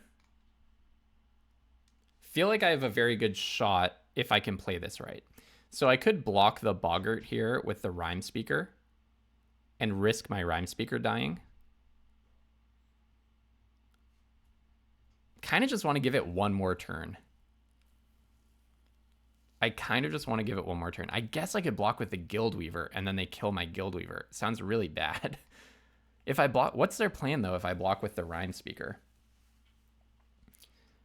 They're going to put a -1/-1 counter on what? I kind of want to do it. This is so risky. What could they have though? A Death Touch trick? Maybe I just Temporal Cleansing that guy next turn. I'll take the 2. Take the 2. It might have been like a free block there. I'm just feeling a little bit chicken. I guess I'm just feeling a little bit chicken. So I'm going to Convoke. Probably put this thing on top. Maybe I just put the Torchmaster on top. That actually sounds good to me. Tap, tap, tap, and tap. Put that guy on top, draw a card. Or put it on top or bottom, your choice. Gristle Glutton is a nice one. That guy trades very nicely. So you put it on the bottom. That makes sense to me. So it's just a straight up removal spell. Okay, with Gristle Glutton and the hasty guy out of the way, I'm going to start attacking you because I have managed to preserve my life total. And then I will play Gristle Glutton instead of playing Blossom Bind. And then next turn, we're Sainaring. Sainar would have been nice here, but I think just neutralizing their counterplay first is a good way of going about this. Bloodline Bidding. I keep facing Bloodline Bidding. Yeah, it's a little tedious to face that every game, but yeah, it's a good card and people get to play good cards. A little tedious to play against that every game though. Okay, I'll play Sainar, keep my blue untapped for sure. Draw a land? No. Now is when I'm facing the penalty of playing 16 lands. I think I want Gristle Glutton as a blocker. For sure. I can block with the Rimespeaker. So I'm thinking about, like, I could pitch the Glutton and Blossom Bind something. But let's just Blossom Bind next turn. Getting Sainar into blocks is really risky. This thing makes 2 1/1s. And then Boggart Curse Crafter. Yeah. I was feeling really good, but the 4-for-1 is... Or what was it? A 3-for-1? Is just a little bit strong. But we're still in it. We're still in it. Okay, opponent makes a maximally aggressive attack, which makes sense because they're the maximally aggressive deck. So what really matters to me is Sainar surviving. I will block as follows. So I'll block here. And then maybe I double block Eclipse Boggart. I don't really want to take 4. Perhaps it's just block here and then block the Boggart with the Gristle Glutton and filter. I could double block with Sainar. I really want Sainar to survive to next turn though. I don't know what they have. Seems like something. So let's do it like this, I think. If I blocked Vile Boggart, they could put the -1/-1 counter on the Guildweaver and trade. All right, I will Pilfer before my turn. And I think I'll pitch the Unwelcome Sprite. I don't think Unwelcome Sprite is doing much for me here. Yeah, I guess it would have been nice to do that during my turn. Okay, I don't hate these trades at all. If this actually is what happens. And then you make 2 1/1s. Yep. Blighting onto the Boggart, sure. Don't hate it. That guy was really annoying. Really annoying to block. And then you have another creature. Oh no, Tweeze. Oh my goodness. And now I have literally no creatures in play. Well, that's incredibly brutal. That is incredibly brutal. Put this on your ante. Yeah, wow. I mean, they're really aggroing me out here to an extreme extent. An extreme extent. So I take 5 going to 8. Yeah. Wow. Tweeze being the last card. Wow. Bloodline bidding into Tweeze. And then you just top decked. Okay, they top decked Tweeze and then top decked Collective Inferno. I mean, there's being good, and then there's being lucky, and then there's being both, and our opponent is both. Our opponent is both. Our opponent is good at Magic, clearly, but holy smokes, Tweeze into Collective Inferno? Well, I mean, I don't know what I could have done differently about that.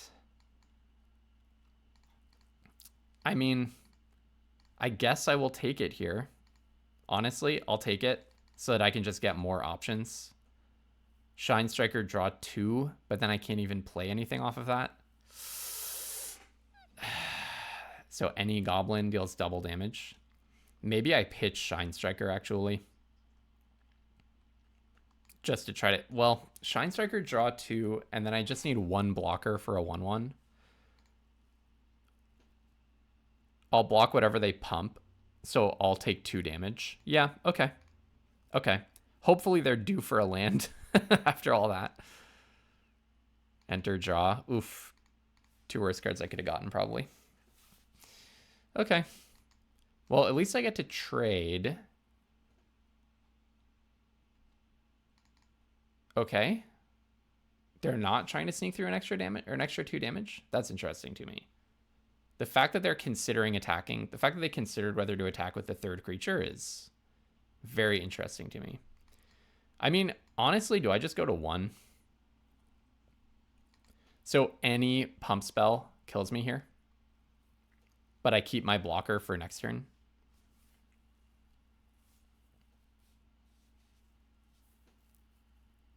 I kind of like this line. Let Shinestriker die, keep the one with the higher... Actually, I probably want Shinestriker to be the one that lives, because it can trade with Eclipsed Boggart. But so can Flaring Cinder.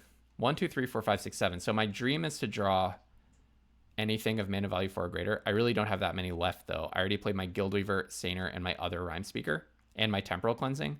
Okay, so I actually don't care about the Rimespeaker surviving. Okay, I'll try this. I go to 1. And you topped... Okay, their top decks were on the top of their deck in order. Tweeze, Collective Inferno, Saner.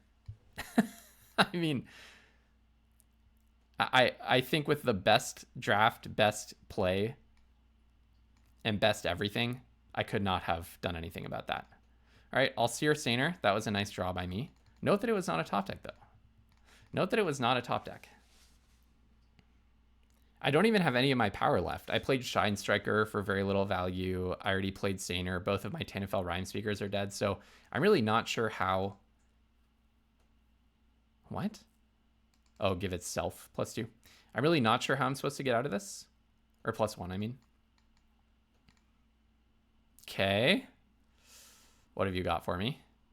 I'm really not sure how I can draw out of this, right? Omni Changeling's kind of a good one, yeah.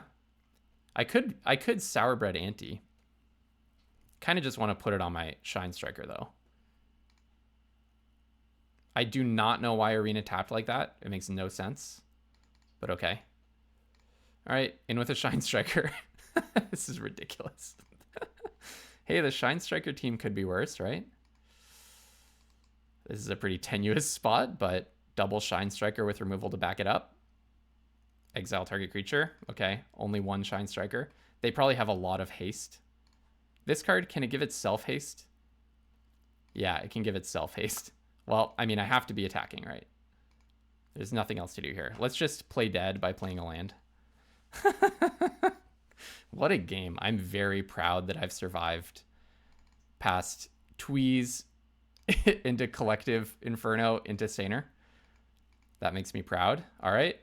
Okay. Play my Flame Raider. And end. I wish this were at instant speed. Okay. Into Gang. What does this do? You may blight 2 if you don't lose 3. So they pretty much have to blight 2. Okay, and with Shinestriker.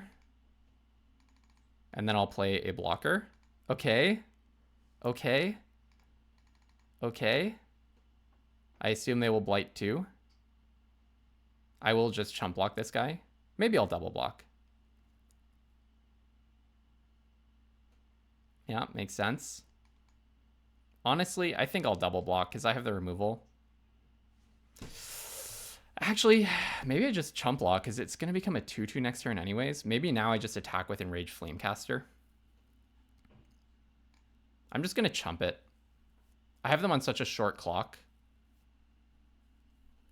Oh my goodness, we actually got there. Wow, what a game. I for sure thought I was cooked.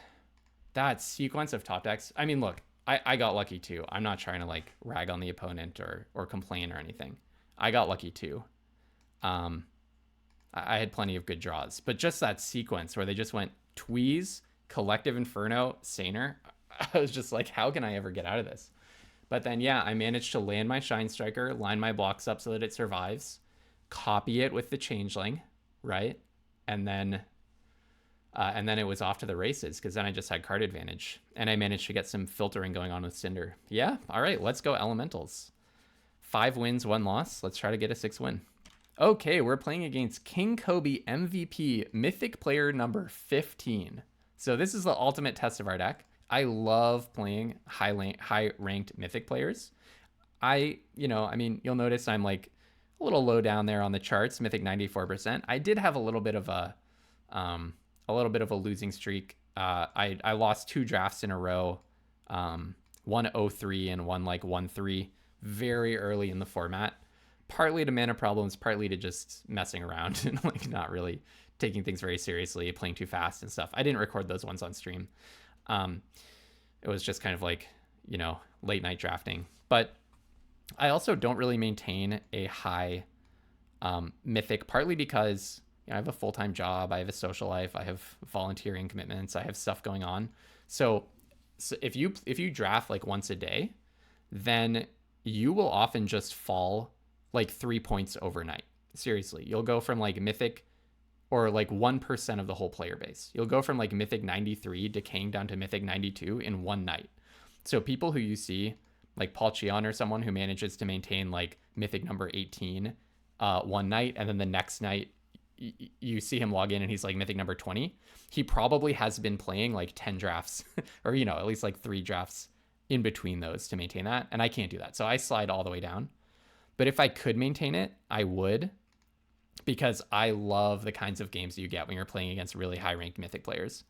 It's just like super good magic. You really get to learn from people who are succeeding. Like, look at this person's average card quality so far. Creekwood Safe Nameless Inversion. Like, this is someone who knows the format. Okay, enough said. This thing is getting bigger because they have a Changeling in their graveyard. Isn't that awesome? Okay. So I could activate my Mauler, get in for 3, and play a Flamecaster. That might be the way to go, and just wait for them to play something chunky that I can Omni Changeling. Kind of like that move.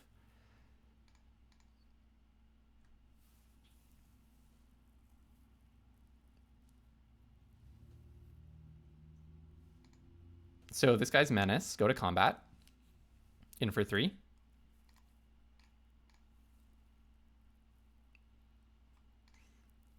And then I will play Elemental Sorcerer.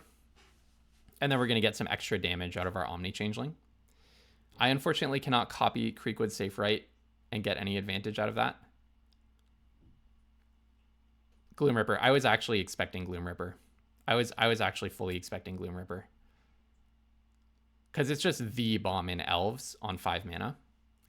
Unfortunately, I don't have any Elves. I don't have any Elves, period. I will snap double block this guy if they attack. I think they might not. Okay, snap double block. I just want my card back. So I get to draw a card. Omni Changeling not looking the best here. Oh, you know what is looking the best? Cinderstrike. Heck yes. Incredible. I will -1 onto my Rimespeaker. Feels a little weird because, well, there's a common in black that does -4/-4. But I think 4 toughness is the magic number. I don't think that 3 toughness really matters. In this set, there's a lot of stuff that does 4 damage. Usually there's a lot of stuff that does 3 damage, like a Braid or Lightning Strike. But not in black and not in this set. All right, Omni Changeling onto my Rimespeaker. Now we're freaking talking. Now we are talking, yes. No need to attack. No need to attack. I'm winning in the long game, I think. I am really worried about that stupid bidding card. That's my greatest fear right now. Stupid bidding card. My opponent maybe is a little mana flooded, but maybe they're just building up to bidding, doing some bidding. Okay, should I just do this? I'm a little worried about a board wipe, but this is going to reimburse me 5 cards. Yes. We are rhyme speaking against Mythic player number 15.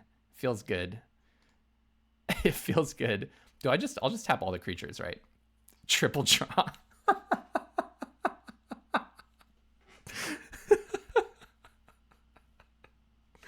Oh, this is awesome. We did it. We got there. Draw 5 against Mythic player number 15. Wow, moving up from Mythic 94% to Mythic 95%. All right, 6 wins, 1 loss. The Rimespeaker trio. Draw 5 and remove your thing. That was awesome. Let's go for a trophy. What a good game. Holy smokes. And I do want to acknowledge our opponent had a sick deck. They had the elf that grows, Nameless Inversion, which is an awesome synergy. Then they had Gloom Ripper, which was bigger because they had played Nameless Inversion. And then they had like 7 lands. And they were on the mulligan. It's crystal clear that they were mana flooded there. So not to gloat or anything. I mean, tough game for them. But pretty happy with the Rimespeaker trilogy. Okay, come on. Come on. Come on. Gristle Glutton, Flamecaster, Flaring Cinder, Cinderstrike, Feed the Flames. I basically couldn't ask for a better opener. I do need to get another land at some point, but Gristle Glutton should help us get there. And come on, let's just pick up a trophy. Let's pick up a trophy. It's time. I've had a lot of 4-3s, 5-3s. I have trophied, but I didn't manage to capture it on video. Just trophied when I was like playing for fun in the evening, not recording. So I'd like to get a video where I trophy. That would be nice. That would be very nice. Okay, so we have a choice here. We could Cinderstrike their Kinsbale Aspirant, but I don't think I care that much about it. They're going to play that Wary Farmer next turn. And then I could Feed the Flames and either Pilfer or deal 2. I assume they're the beatdown, so maybe I'd rather have the option of pilfering. I'm going to be doing a lot of pilfering. So I probably will pitch the land. I mean, 4 is the magic number of lands that I want. But it would be nice to pitch the land, draw the land, pitch the land and draw a land to spend my draw step on something better. Nah, I want to hit my next land drop. I just want to hit my next land drop. More lands is better because this way I can also enrage Flamecaster and Cinderstrike. But the next land I draw is getting pilfered mercilessly. Okay, so this guy gets +1/+1. You do get to attack. All right, I'll take it. I guess I could have Cinderstriked. I don't know. Yeah, okay, so maybe I was supposed to play that land. Okay, I will Flamecaster. Now, which one of these am I more concerned about? I think let's Cinderstrike the 3/3 because I don't like the idea of them getting to filter every turn, getting to surveil every turn. And I'll put the -1 probably on, could honestly be Flamecaster. I like that Gristle Glutton is a blocker on any turn that they don't play a creature, but there's probably never a turn when they don't play a creature. Putting it on Flaring Cinder is kind of nice because then I get to represent a profitable block. 2-1 on 3-2. But I actually kind of want to push damage here. Is that wrong of me? Is that so wrong? I'm going to put it on Gristle Glutton. They're just always going to have a creature to play. All right, I'll attack with this guy. I mean, my claim is that I'm actually winning a race. That's my claim. Okay. You do that and you draw a card. Okay, you get +1. Pass. I'll take it. I think this is fine. Maybe I'm being reckless with my life total. It's very possible. But I think this is okay. All right, Flaring Cinder. Oh, Shadow Urchin is sweet. I can pop my Gristle Glutton. Shadow Urchin is actually so good here. Well, do I just play Shadow Urchin, pop my Gristle Glutton, and see if I can get... So I would Blight onto this, exile 3. Kind of want to feed the flames. Well, but Shadow Urchin is such a sweet blocker too. Okay, yeah. I want to do Shadow Urchin. I think it's just so much value. It's kind of unignorable. Okay, I'm just going to play Shadow Urchin and do nothing else. Well, I guess I could do this right now. Give myself an extra turn. Actually, what I can do is I can block with it and then pop it. It deprives me of a land drop, but this is until your next end step. So I will be blocking mercilessly here. I don't know. This Kinsbale Aspirant has done a lot of damage to me. Okay, response. I could put a -1 on the Urchin, but I think I'll put it on this one. So response, put it on this one, exile 3. And I get to pitch and draw. I will pitch the Flaring Cinder and draw. Yeah, I don't hate that. That guy goes away. And now I'm just going to block everything, right? Block and block. Unfortunately, it's just a land and a Rimespeaker. Oh, you have +2/+2 and hexproof. Sure. A little annoying, but okay. I accept. All right, land, Rimespeaker. Kind of wish I could play the Flamekin, but I definitely want to play... Well, yeah, I want to play the Rimespeaker. Then next turn I can play Flame Braider into Feed the Flames.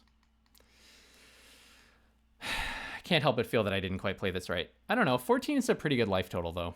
Well, I'm going to go to 10 here. But, oh, they have a bite spell. Yeah, I don't know. Maybe their deck was just a little bit too assertive. I guess I should have traded some stuff. I'm having some regrets. Well, I'll play this. I'll play this. Take 3 next turn. Unless you have even more stuff to kill me with. Yeah, that's kind of painful. Kind of wish I'd flipped something cheaper off of that whole Shadow Urchin Gristle Glutton play. Mist Metal Council is so brutal against me because it's the classic situation where the green deck gets better card advantage cards than the blue deck. If the green deck is having more card advantage and card selection than the blue deck, and it also, of course, gets more stats because that's the thing that green does, that's pretty tough position. So I can feed the flames here when they don't have their +2/+2 trick up. But I think I'd rather not. So I can see if this resolves before blockers. When it enters, target creature gets +1 in trample. Okay, let's see what you target. All right, in response, shoot that guy. See if it resolves. It does. Okay. Gets exiled. Then if you attack, I will double block for sure. Oh, you have another creature. Well, I'll definitely chump with Summit Sentinel. It gets trample, but this thing has a lot of stats. Oh, you have another bite spell. Oh, you have Bridget's Command. How lovely. Okay. Well, surely we lose now. Don't think there's anything that I can draw that gets there. But let's see. Double pump. Double pump and draw. Well, pretty much have to block. Draw a card, and then I draw another card. That's not gonna do it. Okay, rats. On to the next one. So I guess I should have been blocking that 2-1 earlier, but I don't think that was the issue, to be honest. I really don't think the issue was taking too much damage. It's not like my life total was low, but I was about to stabilize. They just out card advantaged me somehow. I think maybe I needed to pull different cards off of the... Maybe I was supposed to double spell instead of playing the Rimespeaker. Rimespeaker's too slow. But I didn't know that they would also have removal, like, immediately. I'll keep this one for the same exact reason. So this can find me a mountain, and this can filter. The same reason that I did against that very high-rank Mythic player. Because this can filter, this can find me a mountain. I'll almost certainly just play the Flamekin and go for a mountain. I don't think there's counter mana here. Pretty sure. All right, come on, mountain. I'm pretty sure you have a changeling that you're going to flash in response. Basic land cycling. Okay. All right. So the trophy battle is the Elemental's mirror match. Oh, still no mountain. Putting 2 Seers and a Shinestriker on the bottom. Well, at least it's a land, right? And then I can play Tanufel Rimespeaker into Omni Changeling, which is a pretty nice sequence. If they don't kill my Rimespeaker, that is. Hopefully draw a card and finally find that mountain. It's not like I need the mountain. All of my good stuff is in blue. Just feels like I do eventually need to find a mountain. Okay. That's a red card. It's not a mountain. All right. Pass to you. All right. Time to draw a mountain, please. Time to draw a red source, please. The opponent threw away a mountain just to brag. It is so implausible. All right, I'll snap block here. I can take your whatever. We'll go 1 for 1, my Flamekin with whatever you have in your hand. It's not Cinderstrike. It's not Seer. None of those require me to block, so. Tweeze? Could be Tweeze. They threw away a mountain, so now I assume they're going to play a land. What? Didn't they just throw away a mountain with Flaring Cinder? That's confusing. Oh, they're looking for a different basic. Got it. Okay. Okay, sure. Explosive Prodigy. Okay, they wanted to kill my Rimespeaker with that. Okay, red source, please. Thank you. Thank you. I appreciate that. So what I can do is Flaring Cinder into Cinderstrike. But what I want to do... Oh, I can tap the Rimespeaker, tap, tap, tap, and tap. Draw a card, copy my Rimespeaker. I wish I had an Explosive Prodigy. That guy's so cool. And then let's just shoot this thing. I'm not really in the mood to hold on to this when I have so much card advantage potential. Potential card advantage. Sadly, I do not have a mana value 4 or greater spell to follow it up with. The other thing is they did just, well, maybe they knew they wanted to get the forest for whatever they're about to play. I can't tell if they're stuck on lands or if they were just digging for... I see. They probably don't have a land in their hand, but they threw away the land because they had an Eclipsed Flamekin and another land cycler. So they just said, hey, I'll find my lands. I can get rid of that. Seer. Very tedious.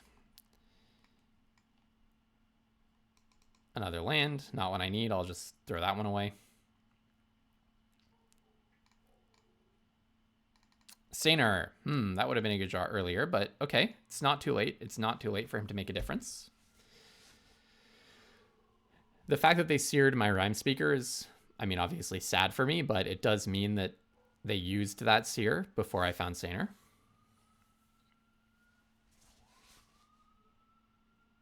If we win this game, we get a trophy. If we lose this game, we're 6-3. This is a sweet Vivid deck. I like it a lot.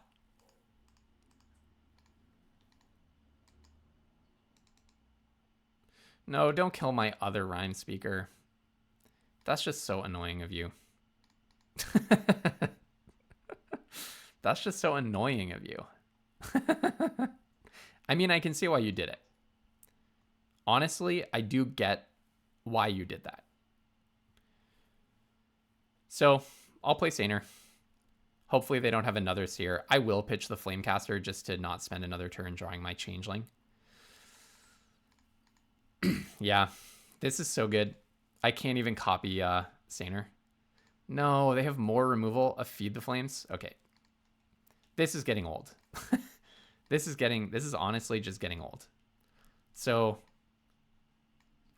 I will play Gristle Glutton, land. I guess I could have thrown away the Omni Changeling. So now one of my rhyme speakers is dead, and my Saner is exiled. I guess, hold on.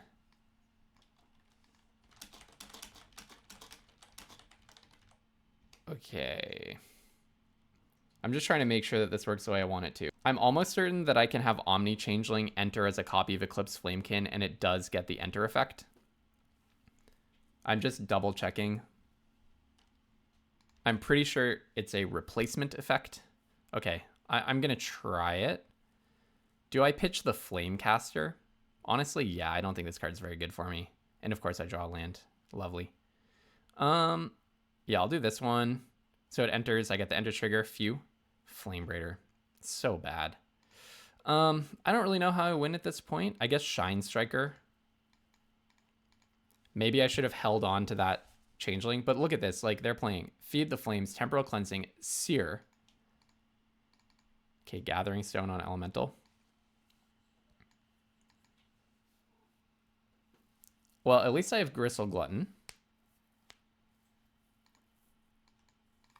Okay, so what does this do? Every turn you get to Surveil and put something into your hand if it's an elemental. Yeah, that's really good.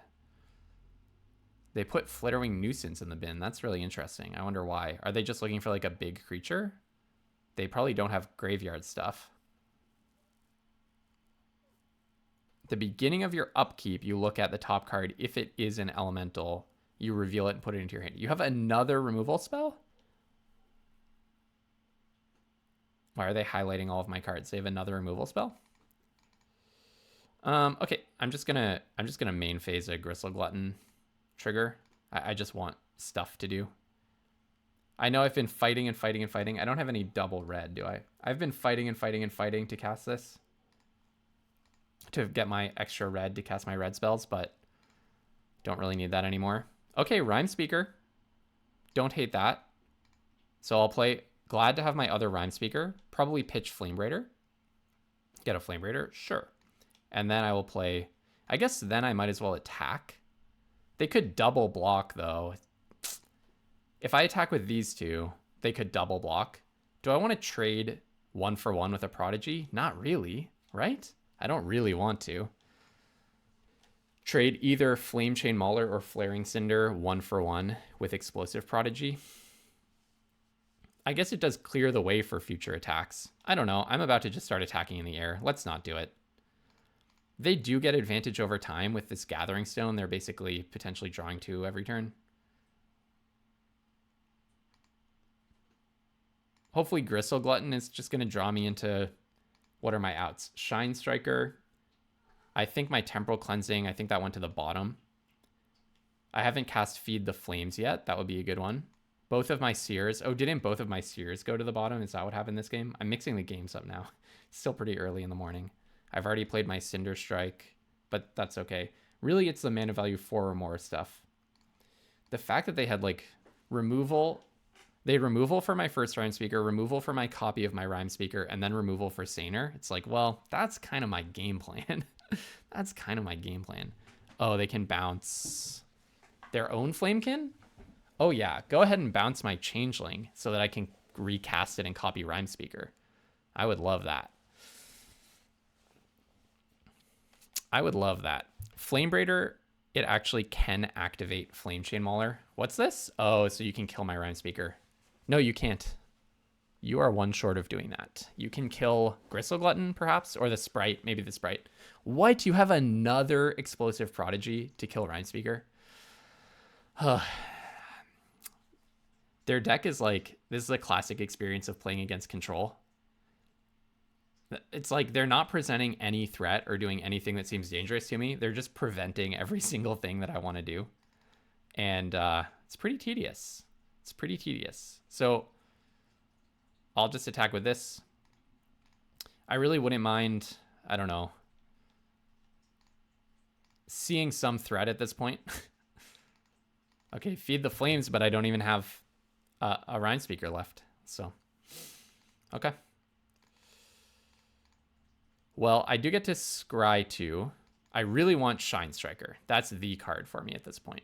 But I don't even have a Rimespeaker to draw an extra one off of that. So how much removal have we seen from them? Giant Fall, Feed the Flames, Temporal Cleansing, Seer, double cast of Explosive Prodigy. So that's 1, 2, 3, 4, 5, 6 actions of removal that they've done. Changeling. Okay, so I could kill the Changeling on their turn. I think I'll do that. And I get to Surveil. And I get to pilfer my Flame Raider. I'm at 16 cards left. I don't think I have to be too worried about that. I would rather be Feed the Flamesing on a flying blocker if they ever present one. But it's okay. They're just going to remove my Unwelcome Sprite, presumably. I wonder what their win condition is. We haven't seen a single big creature from them. Maybe the idea is just play a bunch of 3-drops and then do so much removal that you can push damage. Okay, I'll put Shadow Urchin on top. So maybe now I get card advantage. Let's see. All right, so I get to scry Shadow Urchin to the top and play it. That's pretty cool. And then you kill my Unwelcome Sprite. Oh my goodness. Their deck. Who was at their draft table passing every piece of removal in the whole known universe?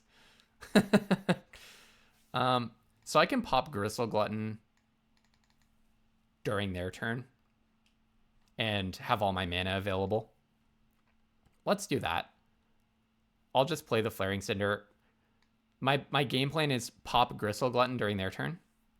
And then I have 4 cards to play, and then I'm going to make aggressive attacks.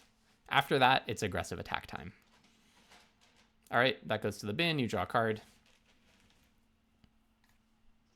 Okay, Rimespeaker. Sure. Now they have the Rimespeaker online. That's really annoying because that's a good blocker. Thankfully, discard is not a cost of this guy, so I can still activate it even if I don't have a card in hand.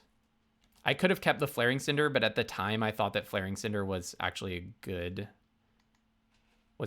draw. Actually, if I keep the Gristle Glutton, I can just keep doing this, right? So maybe I'm -1 on like Flaring Cinder. Do I put this on something else so that I can keep doing this with Gristle Glutton? No, because I don't have that many cards left in my library, so let's just do this right now. Okay, so I draw 3. Ugh, horrible. Well, there's not that many good cards left in my deck, so I guess it makes sense. All right, I'll play a Mountain. I'm going to Blossom Bind the Rimespeaker. It's a bit awkward, but it lets me attack with my Cinders. And then, yeah, just in with the team, right? I guess I can probably keep Eclipsed Flamekin back. I'll hold this guy back and attack with everything else.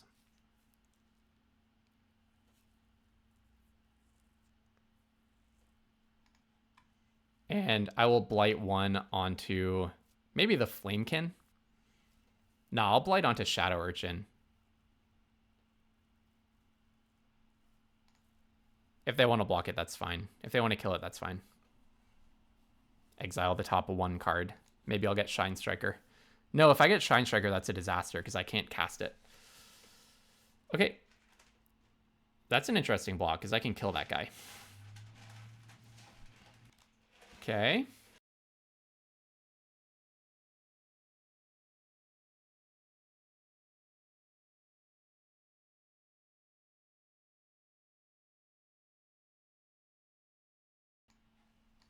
So they're trying to draw a card, basically.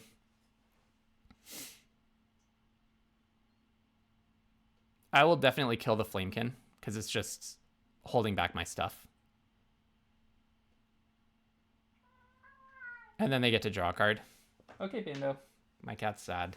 My cat's sad about these blocks. Okay. Buff and buff so I can kill the Flamekin. It was inevitable that this Flamekin would get to eat something. Kill, kill, kill, kill. All right, you draw a card, keep your Explosive Prodigy. My Mountain goes away. I have a Summon Sentinel. You get 4 cards in your hand now, basically. No, not quite. Okay, they surveil the Mountain into the bin. This thing's doing a lot of work for them. I will be the first to admit it. Should I have kept my Blight Speaker? Maybe, maybe. I mean, my Gristle Glutton, rather. What's a Blight Speaker? I don't even know if that's a card. Blight Speaker wouldn't be a bad name for this guy. Cinder Strike on the 3/2? Sure. Okay, Pando. It's all right. We're probably, I don't know. We might win this one. We might actually win this one, Pando. I will put a -1 here. I mean, it does mean that they can angle potentially to deck me. But hopefully I now have enough power and toughness on the board. We'll see. I assume they have some sick elementals, but we have yet to see a single threat from them. Their deck is like all removal. Their deck is 100% removal and tiny creatures. Do they have like a, I don't know, a 6-drop bomb? Because if I were designing their deck, I probably would want to have that. Okay, next, attack with this, this, and this. I could Blight onto the Shadow Urchin, make it a 0/1, and then I get to exile 4 cards. But I don't even know what I want to exile here. I guess I have 2 Seers on the bottom of my deck. That's pretty good. So yeah, let's do this, and I'm going to Blight onto the Summit Sentinel to not give them one blowout that can just deck me all at once. All right, it's not a flash creature. Okay, Pando, we're gonna win this one together. All right, we're in this one together, Pando. They drew a card. I didn't see, oh my goodness, double damage. Collective Inferno, is that the win con? It could be. So this guy deals double damage now. Okay. Not too worried about the double damage. Next, attack, attack, attack. Blight onto Summit Sentinel again. I have enough that I wouldn't lose if it died. They could block the Shadow Urchin, kill it, and I have to exile 2. I think that's okay for me. They cannot kill the Guild Weaver. I know at a certain point that I'm going to hit Seers. The Seers are like 2 of the 3 cards on the bottom, I think. All right, putting you to 2. See what you got. They also are at risk of decking. Like, they're surveilling into the bin. This is drawing... I guess you don't have to put this into your hand, so this doesn't necessarily deck you. And this one... this Rimespeaker means that at a certain point, mana value 4 or greater cards... Like, this is not a May ability, right? This is not a May ability. This is a must ability. This is a do it ability. All right, let's see what they've got. We're kind of at the point in the match where you can just figure out what your cards are and if they win for you or not. Okay, they put Runaway together in the bin. Interesting. Yeah, because I have 2 attackers. We trophied! Heck yeah. Heck yeah. All right. We're in the top 5% of players again. All is right in the universe. Until I log in tomorrow and it's decayed back down to Mythic 90% or something. So it goes. It's the way of the world. All right. This deck was super fun. I really loved playing this one. It was on the knife's edge of a trophy, but I think we were deserving the trophy. We correctly figured out that 16 lands was right. It felt good every game after I played it. I mean, we did get a little choked on red there, but we found it because we had the Flaring Cinders, we had Eclipse Flamekin, we just had a lot of ways of getting our lands. Double Rimespeaker is awesome. Omni Changeling, huge performer in the deck. I loved the Omni Changeling. And could have done with even a little bit more removal, but Seer and Cinder Strike, we were just so happy every single time we saw those. And actually Blossom Bind was a great inclusion. That's what allowed me to push lethal in the last game. Super happy with Unwelcome Sprite. Gristle Glutton was awesome. The Gristle Glutton Shadow Urchin combo got me so much card advantage. And Flame Braider just got murdered every single time I played it, so didn't really get to experience that very much. And I was always hoping to find Shinestriker, Saner. Yeah, all the cards in this deck were heavy hitters. I was even very happy with the Guild Weaver. It just gave us extra power and toughness to push lethal.